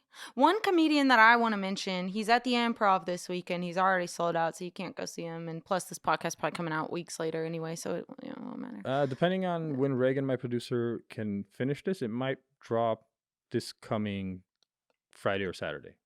Right. Okay. Well, So either way, a week to 10 days. he's from gonna now. be Think of it that gone. way. He's gonna be left. But Shang Wang, he is very funny. I Really? recommend.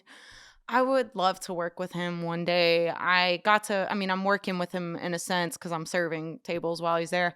But he's so funny. I was blown away. I watched his Netflix special a few months ago and I was like, that's really good. It's on Netflix. I forgot what it's called though, but just type in Shang Wang. I think it's Is his it only special. SHANG?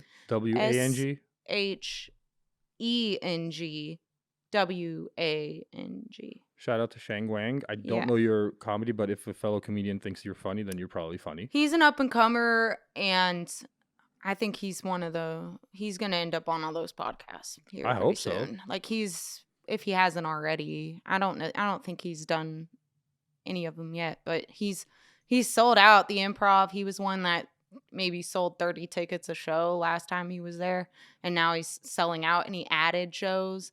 So he's doing great. His Netflix special is very well received, but he's very funny. If I had started doing stand up, now and saw his special, When did he you would start? have Sorry been to like, cut you off.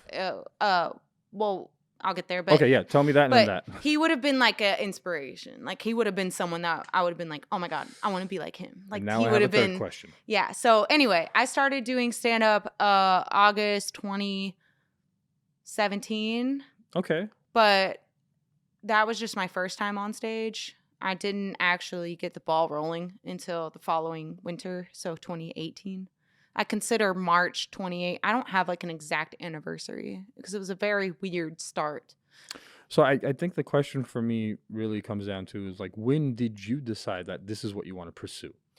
Well, what's crazy is I always said that I wanted to be a comedian. I just forgot that I said that until later. So basically, I was doing theater in college and I graduated with a theater degree. Okay. So I liked theater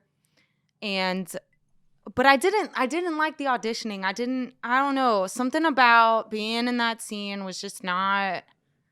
I loved it when we got to pick out a monologue or write a monologue and do that in our classes. Like that always made me happy. Like I think the first time I realized that making people laugh, like making an audience laugh, was fun for me. So we had a class where we had to pick a monologue. We had to pick a poem to perform in front of the class. And I can appreciate poetry. I think it's a really cool art form, but I don't have any poets or poetry that I'm like passionate about. I feel like poetry is like two categories. The really deep, meaningful poetry that is very hard to really understand what the writer was trying to convey unless you like read it a few dozen times and kind of break it down. And then the dickhead that was just trying to get laid and wrote some love bullshit. Yeah, like I can't really relate to a lot of poetry. But music is like that too. Slam poetry, yeah, music is like that. See, music is different because the instruments and the beat and stuff. I'll like a song just because of that. Like I don't always care about the lyrics. I'll listen to them and I'll hear them, but I don't always know what they mean. And I don't always. There's very few songs that I like just because of the lyrics. And I don't mean to sound like an idiot when I say that, but sometimes it's just got to have a catchy beat. And I'm like, I'm fucking with this. I don't care. I don't even care what they're saying. They could be saying some really mean, bad stuff, but if the beat goes hard, like, I'm going to like it. I've never understood people that talk shit about other people's interpretation of art. Why? It's an interpretation. It's an emotion that is evoked within me. And if lyrics aren't doing it for me and the actual musical notes in that beautiful symphony or that rock band or in a like production of a rap song, whatever it may be, is the thing that moves me, then screw you, dude. Like I get it on a different level and you get it on a different level. Right. I don't get people. Like we've come to this dark spot in the world where we just want to hate Everyone's on everybody. Mean. Yeah. We hate on each other so much about the most stupid ass shit. Oh, you don't like the lyrics? Fine. Great. maybe you just like the guitar riff more than you like the lyrics of a song. People like what they What's like. wrong with that? And that's one of the things I like about getting older is that you don't like give a fuck? as we get older, you just stop giving a fuck. Yeah, like you're it's just the like, best. I like what I like, and like So I've got a decade on you, care. literally. Yeah. So like, wait till you reach my age, and you're literally not gonna give a fuck. Well, already I think back to, you know, my high school years, all the things I gave a fuck about. Like I would pretend that I didn't like certain music because my friends didn't like it, you know, back then. And now I it's know like, that. I know that feeling. Yeah, now it's like, I don't care. I like what I like, and I just like it because I like it. And that's how I feel about my tattoos too. Like I used to make up meanings when I first started getting tattoos. I was like, oh, this one. But now I'm just like, no, I got it because I thought it looked cool. And it's fucking art. It's not. And I paid like $600 for it, so fuck off. Like it has no meaning other than the fact that I paid a lot of money for it, and it looks cool. Like also, you wanted it. Can that not be enough? Yeah, it's my body, my Can choice. it be my enough? body, my choice. There you go. Like so. It doesn't make sense. Exactly. Like but anyway, back to what I was saying. So in this class, we had to pick a poem to perform. Yes. Sorry, You're fine. You're fine. I like that we can go off on these tangents. So I couldn't decide on a poem. I was like, I'm not into poetry. Like I think it's nice. And you're being nice right now about it, aren't you? You're just using like nice words. It's okay to hate shit. When I hear like slam poetry, I'm like, dang, sometimes that's really good. Like every now and then I'll come across a TikTok of someone doing slam poetry, and I'm like, that was really powerful. But like I can tell you like the name of any like famous poet. So basically Robert Frost comes to mind usually. Shel Silverstein for There me. you I'm go. like, that's the only one I know because I read his books when I was a kid. And you took a course on this shit, by the way. Pretty much, yeah. I was a theater kid, so you'd think I would know more, but I don't. But this was a theater class. This was for a class where we had to perform. And she told us to pick out a poem, and I picked out a poem. My sister had Bo Burnham's book of poetry. Okay. She really liked him. She bought his book of poetry, and I didn't even know who he was. But I just went through it. I was like, this is a comedian, so I could probably find something in here that I can relate to. And I did. I found one that he wrote, and I performed that in front of my class. And I didn't know that it was going to be like funny, even though it was from a comedian. I was like, I don't know what this is going to be like. I don't know how well I'm going to connect to it. But I connected to it really well, and it ended up being a really funny performance. And we like worked on it for a couple weeks. Like we basically would do like first pass, second pass, where you do it in front, you just read it, and then you get notes on it, and then you do it again, and you take those notes and you perform it, and then you do it for a third time, and that's like the final time. Okay. You know, so that's kind of how theater classes work, at least the ones that I did. I'm oblivious to this, so this is awesome to hear. Yeah, like, I don't know any of this stuff. Yeah, please do, because like, I don't know anything about theater classes. So that's kind of how monologue work works in a theater class. And when you're saying you perform it, are you acting it out, or is it more of like emotions being kind of like you're standing still speaking, but you're trying to convey emotion of the poem? I'm trying to kind of get like a mental projection of what you're really doing. Like because theater is stage. So I'm just wondering, like, how was the poem supposed to be translated into like an act? Well, let me think about how to explain that. So I'm a moron, these are please. classes. These are classes. These aren't these aren't productions. Okay. So these are classes that you take so that you can do productions. So you learn and you practice all these different methods. Like the Meisner method is like a really popular method, and I kind of forgot already what that is, but it's basically where you like ask each other a bunch of questions over and over again until you get an emotion out of the other person. Is Meisner when you're supposed to end with a question? Is that what it's supposed to be? Yeah, like, yeah. So it's like questions, and then you're getting an emotion. It's like an acting exercise. Okay. So you do stuff like that. You do improv games. You do all that in the class. But then you also get to pick monologues, and you can pick what you want, but it's usually based off of, like, for instance, this prompt or this topic was poems. Okay. So I went with this Bo Burnham poem. Everybody in the class picked a poem that they liked, probably from a poet that they knew. But I went with this one. And Bo Burnham, actually, in his special when he released this book, or around the time he released this book, he said this poem in his special, and I like heard him say it after I had already did it, and I was like, oh my god, like You know, that's crazy. Like, I didn't even know who he was. My sister just told me, she's like, I have this comedian's poem book or whatever. Like, I'm getting this. And I read it and I thought it was really funny. And I was like, okay, I'll pick one of those. So when you're in class, so you'll read it in front of the class and you'll try to perform it. But then the teacher will give you notes like, hey, try it this way, do it. No, like what? She'll ask you questions to get, a reaction out of you. Okay. Basically, like figure out, the teacher will help you figure out the emotion that you need to have in order to make it a captivating performance, I guess. That makes sense. Okay. And y'all gradually get there. And in this class, you know, there's like about 20 of us in the class. So we performed the piece about 3 times. There's usually like 3 passes. So the second pass, you'll take those notes, you'll study, and you'll figure out where you want to go with it from there. Then you'll do it again, and then you'll do that again. They'll give you notes, you'll study, and then you do for the final. And that's the final grade. This one poem kind of carries over until the final. Yeah. And you're supposed to just improve it and work it. Improve it and work it. Okay, it makes a lot and makes more sense. And the thing about acting is it's not, like, you don't want to act too much. You know, you don't want to act, but like you need to figure out how to get in touch with whatever emotion is coming through the whatever you're trying to say. You know, like it's all about connecting.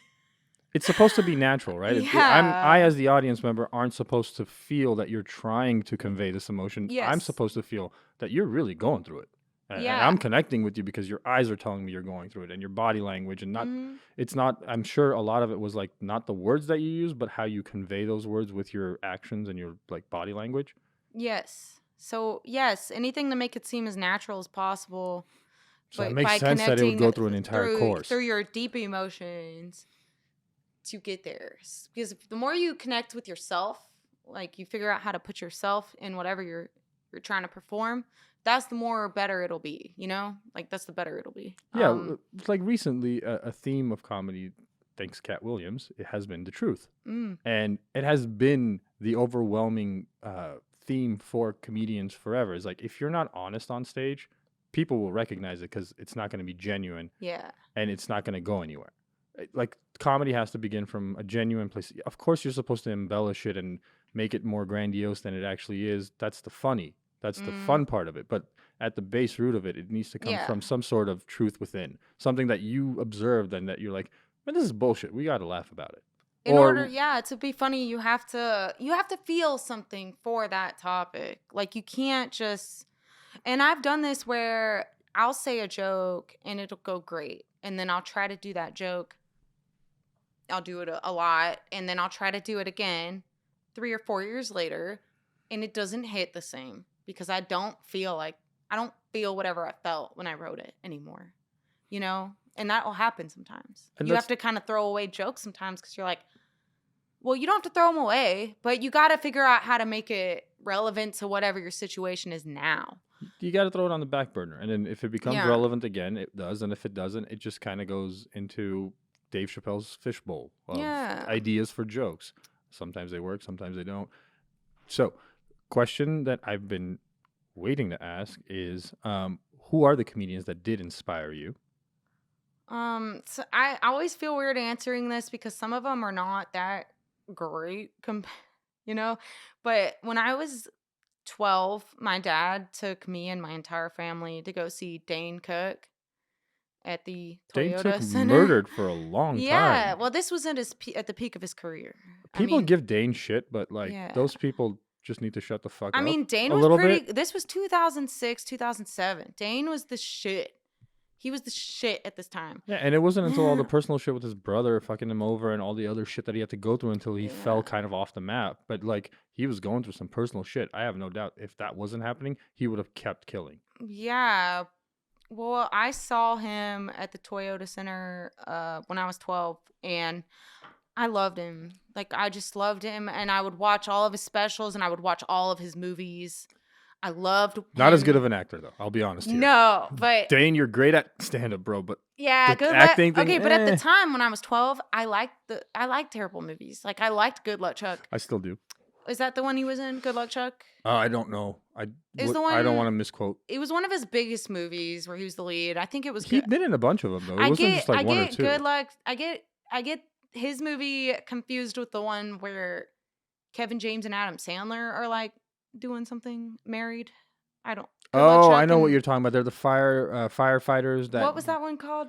I for- Charlie and David or something? I forget the name of the movie, but the premise was that there are two firefighters are going to lose some sort of insurance or something. So they're like, oh, we're going to get gay married, pretend. And yeah, I now pronounce you Chuck and Larry. Chuck and there That's you go. Chuck the one and with Kevin James. Okay, so then Good Luck Chuck is the one with Dane Cook where he, every time he dates a woman and he has sex with them, they marry somebody else. Oh, yeah. So it wasn't a good movie. It's terrible. But at the time I liked it and I loved him. I loved the movie Waiting.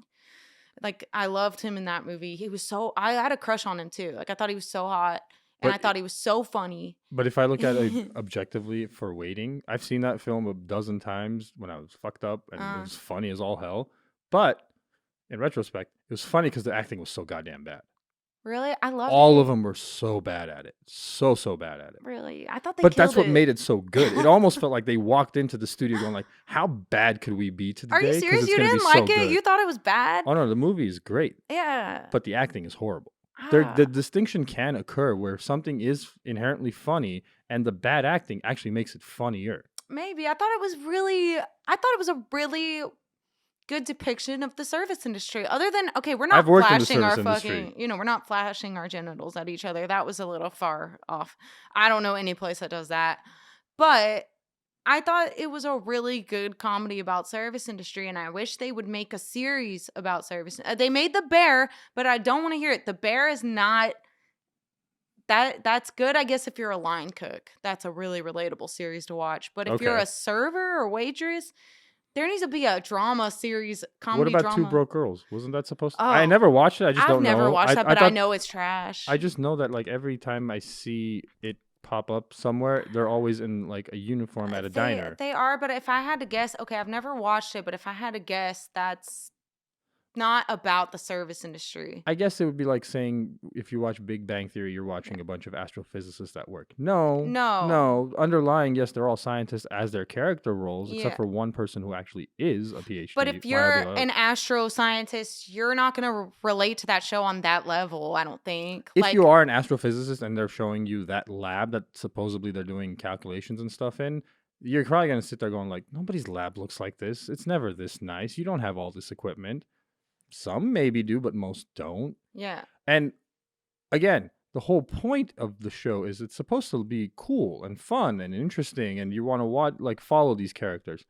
So, yeah, I guess maybe Two Broke Girls would be akin to, like, you're not really seeing much of the service industry. Because I worked as a waiter when I was younger, and I know, like, again, we never flashed our dicks at anybody. That would be weird, especially since it was like a family-owned restaurant that I was working for. That would be even weirder. I don't know what restaurant's doing that. And we never did any of that like nasty shit of like spitting into people's food, or if something fell on the floor, it automatically went to the trash. Like 99% of places don't do things like that. But to make a show actually work, be funny, you're going to do stuff like that. So I feel like maybe the service industry would be like, whoa, please don't put us into this light. There's got to be a union somewhere that would have been like, you can't do this to us.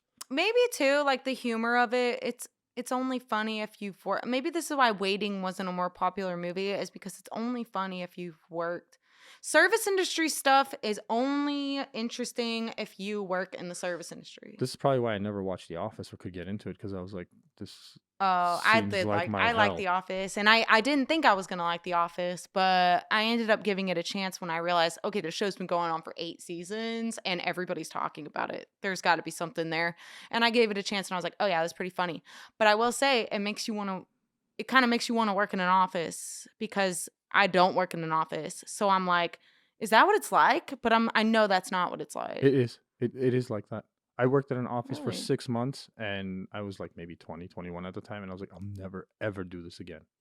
Oh, really? It looked kind of fun on the show. Have you watched The Office? I've watched a couple of episodes of it. It's definitely just like the way it would be. Okay. Obviously more exaggerated for comedic performance and making it funny, but like if you took out a lot of the funny and you just left like the dull, dumbass conversations, that's what it feels like to work in an office. Oh, yeah, I It bet. feels like hell on earth. Oh, I don't ever want to work in an office. No. But watching the show, they make it look kind of fun because they're basically getting paid to do nothing. And like, not for nothing, I love Steve Carell as an actor. He's really funny as a comedic actor. Like 40-Year-Old Virgin is still one of the funniest movies. One of the ever. funniest movies of all time. Like him getting waxed is just the funniest scene Kelly ever. Clarkson. Yeah. Everybody knows they can quote something. Everybody remembers something from that movie. It's good. But The Office just never translates to me. But that was probably my deep disdain for offices in general. The idea of it's a prison, in my opinion. Yeah, okay. Well, I've never desired it. I think the service industry is pretty fun. And waiting tables was awesome. You get to meet so many people and have fun. It's fun, but I also hate it and can't wait to be done with it. I've been waiting tables since I was 16. Also, but that's because you have this thing that's aching I have in your a goal mind, outside going of like, it. I want to be a comedian that's recognized, and I want to do this forever. And this is just kind of like, well, I got to deal with it. It's painful having to wait tables at a comedy club, and there's like this comedian on stage selling all these tickets, living my dream up there, and I'm serving people that are treating me like shit a lot of the time. So it just kind of sucks. Sometimes I don't like waiting tables, but I like the money and I love the people that I work with. But I have to say, and this could be just my little perspective of where I was seated that evening for Ali Sadiq, it seemed like all the folks in that crowd were really nice to their serving staff. They can be nice sometimes. But sometimes it seemed like Ollie's crowd was an older crowd, and they were just like very beautifully dressed, by the way. Ollie's weekend, I remember being pretty smooth. You know, but you get your bad apples all the time. You know, you get a lot of people that don't want to order anything, and we have a 2-item minimum. That's an issue.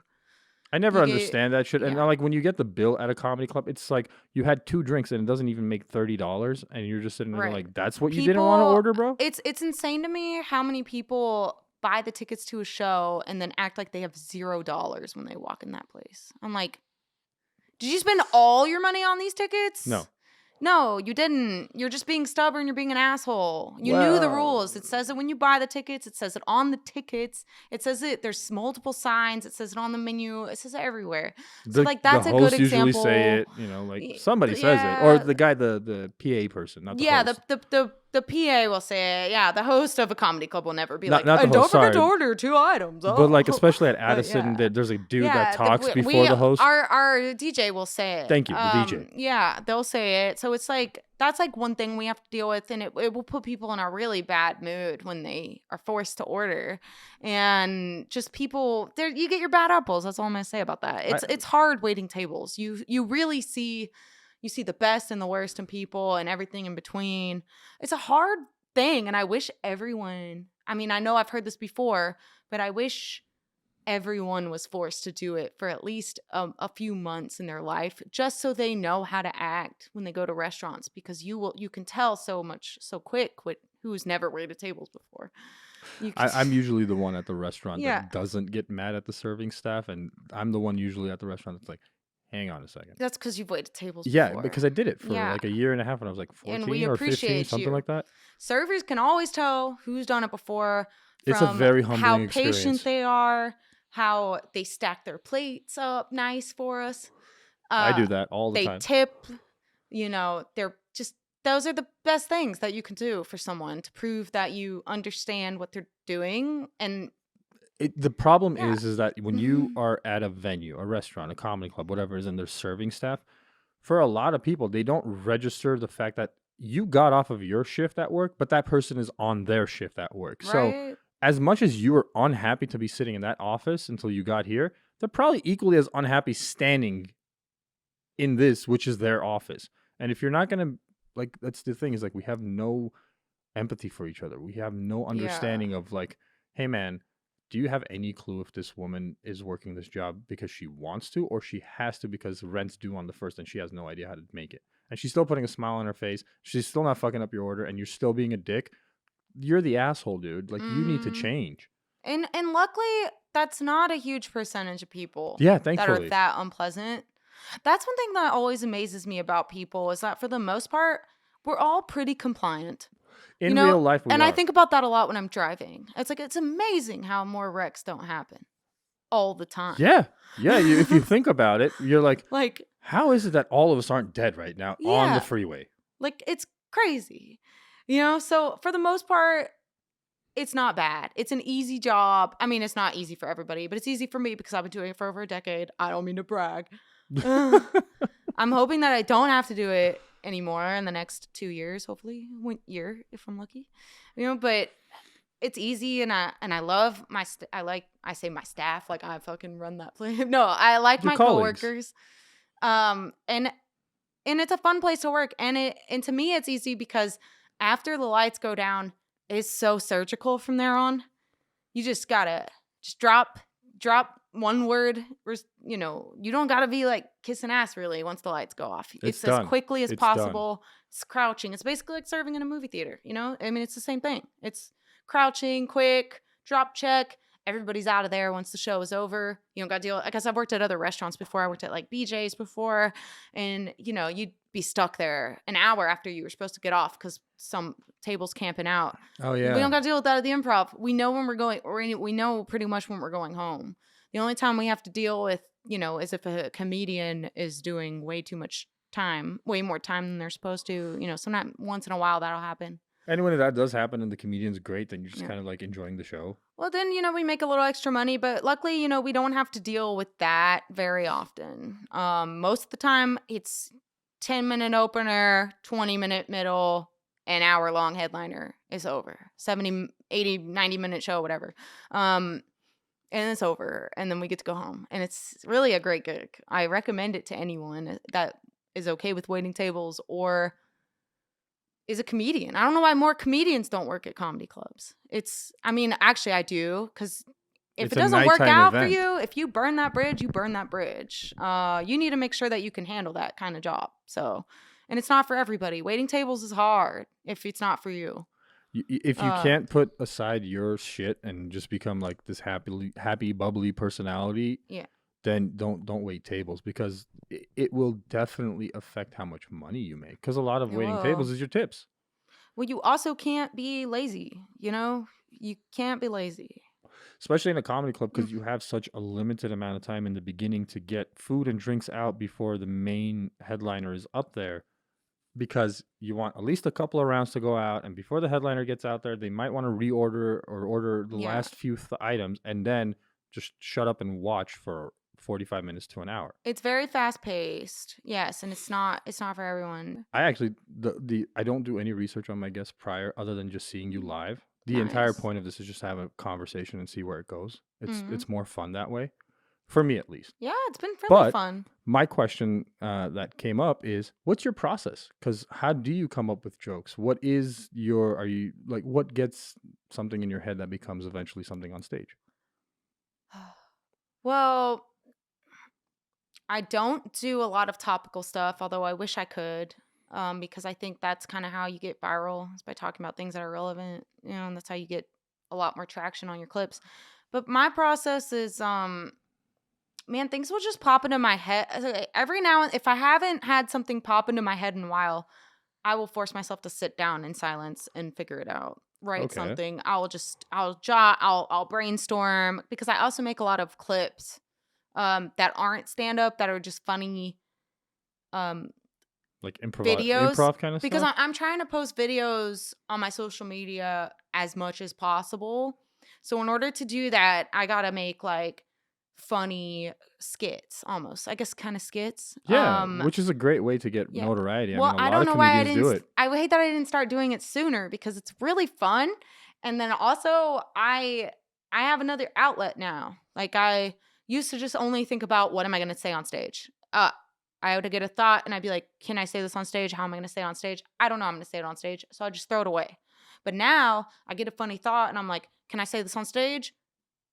No, but I can make like a skit out of this that I can make at home and post that. And it helps me post almost every day if I can, because now I've got stand-up clips that I can post, and I have these fun short little skit things that I can post. So I do both of that. So I will force myself, if I don't have anything pop in my head, I'll force myself to sit down and I'll either decide, am I going to brainstorm stand-up jokes or am I going to brainstorm skits? And I'll take time with each of them, and I'll just write things down until something is born. And then I get an idea, and I'm like, okay, I like that idea. Now I'm going to write that down. And with the skits, sometimes I'll start filming it, and I'm like, I'm not feeling this. Okay. So then, and sometimes it'll just turn into a whole different skit. And then I'll end up doing that new idea. And there's been times where I'll spend 2 hours making a skit and I don't like it. I go in to edit it and I'm like, I don't like this. So then I'll do it again the next day with the new idea. I'm like, I think it'd be better this way. So that's how I do that. But then my stand-up is kind of the same thing, except it's a little bit easier because, well, I don't know which one's easier. But with stand-up, I'll either get an idea and I'll write it down and I'll write as much as I can on it. And then I'll take that and I'll try to structure it and condense it and write out what I'm going to say on stage. Okay. You know, based on all that shit I just wrote down. And then I'll take it to the stage and I'll see what works, take it back, figure it out, be like, okay, I'm going to throw that out or whatever. A lot of times, though, when an idea pops in my head, it comes out pretty good on stage almost right away. There might be a few things here and there that I need to throw out or change around, and I'll make them better. But when an idea for me is really good, it's good almost right away. Like I'm like, okay, I can take this to a show. I don't need to just do this at the mics. Because I use the mics to do things I'm really uncertain about. You're working like, out. Yeah, like things I've never really done yet. But when shows, I'll do at the show, I'll do things that I know are going to work. And sometimes I love it when I have a new bit that I'll do at the open mic. It works good. And I love saying it. I'm like, ooh, that's funny. Like I'm loving this. Okay. And I already know I can take it to a show like early on in the stages, even though it's not finished. I know that there's a line in there that's just going to make it worth it. Even if whatever I say before that doesn't hit. Right. So with stand up, it's a lot of, writing stage until it's what I consider to be a really solid bit. And I think that's like the word economy and dissecting your own work and seeing what you can change around and multiple evenings of trying it in different kind of versions until you see the one that like keeps hitting over and over again. Is that kind of is your process? Yeah. And then I also host my comic and buddy Diego, my comic friend and buddy Diego Rangel, and our friend David Diaz, also a comic. We all three kind of host the workshop mic at the Addison Improv. Okay. And so it's like a workshop thing, and we pretty much I really like it because it kind of reminds me of my theater classes. You've been to one? I think I've been to one. It's usually late, right? Well, we do we used to do the 3 p.m. open mic. So anybody could show up to that. We'd have a list of 20 comedians and we would do the open mic. But we weren't really getting a crowd for that. Like we were lucky to get like 8 people in there. So we switched it. I decided prior to COVID, there used to be a workshop there called Build a Bit. So we basically, the workshop, we went back to that basically. So the workshop is you show up at 3 p.m.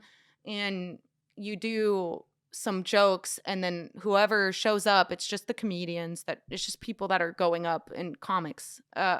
We'll give each other feedback on jokes. Okay. And I think it's a pretty good tool, and we don't really have any of those in Dallas. And in New York, they have a lot of those. So I didn't see that then. I saw something completely different. I saw like it was an open mic thing where people signed up, but like there were more seasoned comedians there kind of giving notes and a little bit of advice. Yeah. And I don't know, but it was very late at night, so I don't know if that's weird. I don't know about that. And maybe it was a fluke thing that never happened again. I just happened to be in a crowd of like 6 people and just a bunch of open micers. I've never heard of it being late at night, but that's what we're doing now. Interesting. And I think it's helpful. And I think it's it's basically like a writing group that you can show up to once a week, and if you want to get a real writing group going, that's up to you. But this is like a group writing session that we can have. So I like that. But yeah, just a lot of writing on stage, but writing off stage too. I don't think you should do either one. I don't think you should rely on either one solo. I think you need both to do stand-up. You need to spend time writing off stage, but you also need to spend time writing on stage and going on stage and taking chances. Like if something pops into my head while I'm on stage, I'll say it and see if that works too. And I always record them with my audio, and then I go back and I just keep doing that until it works out. And sometimes things don't work out, and I put it on the back burner, and then who knows, a year later I'll be like, oh my god, that one joke I had, I could use that here. Like I can use that in this bit. So it's like sometimes things will make their way back into your set. You'd be surprised. That makes okay. That's really interesting. So why don't we close on one last thing? What do you do crowd work at all? Because I do see a lot of comedians posting crowd work as like reels and shorts and TikToks, and that really helps them kind of like gain notoriety without burning their jokes before someone sees it. As an MC, I was always told that doing crowd work is kind of a no-no because it inspires the, I don't think inspires is the right word, but it makes the crowd feel like they can yell out more. It kind of sets up the crowd to be chatty. So, and I'm mostly doing MC work right now. I've gotten a handful of feature spots, but I'm mostly an MC at the moment. But also, anytime I get to go on stage in front of a real crowd, I want to work on my jokes that I prepared. I don't want to waste time doing crowd work. Now, I see why headliners do it because they have plenty of time on stage. They could sacrifice however much time they want for crowd work because they can be on stage as long as they want, really. At least an hour, which is, you can sacrifice 10 minutes of that to work on some crowd work. But they're also doing it for the clips. Yeah. But also, I think you need to be really exceptional at crowd work, you need to have a lot of experience. And you need to be really comfortable on stage. That does translate. Like you said, Addison Improv. I saw Harlan Williams at Addison Improv. Yeah. That is a master of crowd work. Yeah. He's great. He murders. He's been doing it for years. He's been doing stand-up for years. Like he's really good, and he doesn't give a fuck. He's older, and he's been doing it a long time. So he's good. And some comedians are really good, but I don't personally love crowd work that much. Okay. If you're really good at it, I'll be like, oh man, that was good. Like that was really good. But I don't like watching those clips. I always scroll past those clips. The only person's crowd work clips that I watch like a lot are Jessica Kirsten. She's so good at crowd work. And Matt Rife, of course, is great at crowd work. Yeah. But I don't even watch that many of his clips like all the time. But Jessica Kirsten is one that I think needs to be talked about more. She's so funny. Like I love her set, but her crowd work is really funny. Like her clips are worth watching, I'd say. Her crowd work clips. Okay. But for the most part, and it's not anything personal to whatever comedian it is, but the minute I hear, oh, how long have y'all been together? I scroll. I'm like, I don't care. I'd rather see the written jokes. I like the ones that it's kind of an interesting something that the crowd work begins on. Andrew Schultz does a great job of that. Andrew Like he Schultz picks is up hilarious. on these like small, little, minute things in the crowd, and he'll just go off on it and turn it into this funny ass thing. Yeah. So he's amazing at it. Matt's really good at that stuff too. But I get what you're saying, where it kind of becomes like the same old, like, oh, where are you from? Kind of bullshit. Well, it's like I don't even give him a chance a lot of the time. I'm just like, I just tune out. I'm like, I don't care. You know, if I was sitting and watching the show, it'd be different because I wouldn't have a choice. I'd be like, oh, I have to see where this goes. But when I'm working at the comedy club, there's always other things I can be doing. Right. And when I'm scrolling, there's always other things I could be watching. So it's like crowd work doesn't get my interest right away. Like if I have other things to do, I'll scroll past the crowd work clip. But I would like to be better at it, and I should work on it. And I think that's a goal of mine when I get to more feature spots and can actually, but as an MC, like I said, I was always told that wasn't good because you want to leave the crowd. First of all, you don't want to put the crowd in a position where they think it's okay to talk. And second, you don't want to take away from the headliner if they want to do crowd work. I actually agree with you, what you just said. I never thought of it that way. But yeah, one I think about it, like I actually don't really see many of the hosts or the MCs doing the crowd work. Middle acts will do it, which is the feature, or the headliner will a lot of times do it just to kind of like figure out who he or she is working with. Yeah. Kind of to see what the boundary is before they go into their material. I think, yeah, that makes a lot more sense. So thank you for clarifying that. And actually, I hope when you are featuring more, maybe you do more crowd work and it's something that you enjoy. Yeah. I would like to experience with it so that I can be really good at it when I get to where I'm headlining and be really good at it by then. Just, I don't want to be a crowd work comic. That's not going to be me. I enjoy writing my jokes too much. I know that my strength is in my personal jokes, but I would like to have a muscle in the crowd work and like be decent at it at some point. But as an MC, I haven't felt the need to I only get about 10 to 15 minutes on stage as an MC. So I'm not sacrificing any of that time anyway. Yeah. But also, I have it engraved in my brain that I shouldn't do it anyway as an MC. But when I get to feature and I get to play around with 20 to 25 minutes, maybe I'll try some then. But no, I've never really tried it. I've done a handful of crowd work. I've done a crowd work show. Cool guy in the scene, Tony Compion, runs a crowd work show at DCC. And I did that, Dallas Comedy Club, sorry. And I did that show, but only like 4 people showed up. So it wasn't, I still had fun, but it wasn't really like a great way to exercise the crowd work muscle. But if you do that show or you go to that show and there's more people, I think that's a really fun show to try to do. Yeah. I'm always for it. I'm always for the weird shows, like the shows that aren't traditional stand-up shows, the crowd work show or whatever. I'll try them, but at the end of the day, I would rather work on the jokes that I've written, more.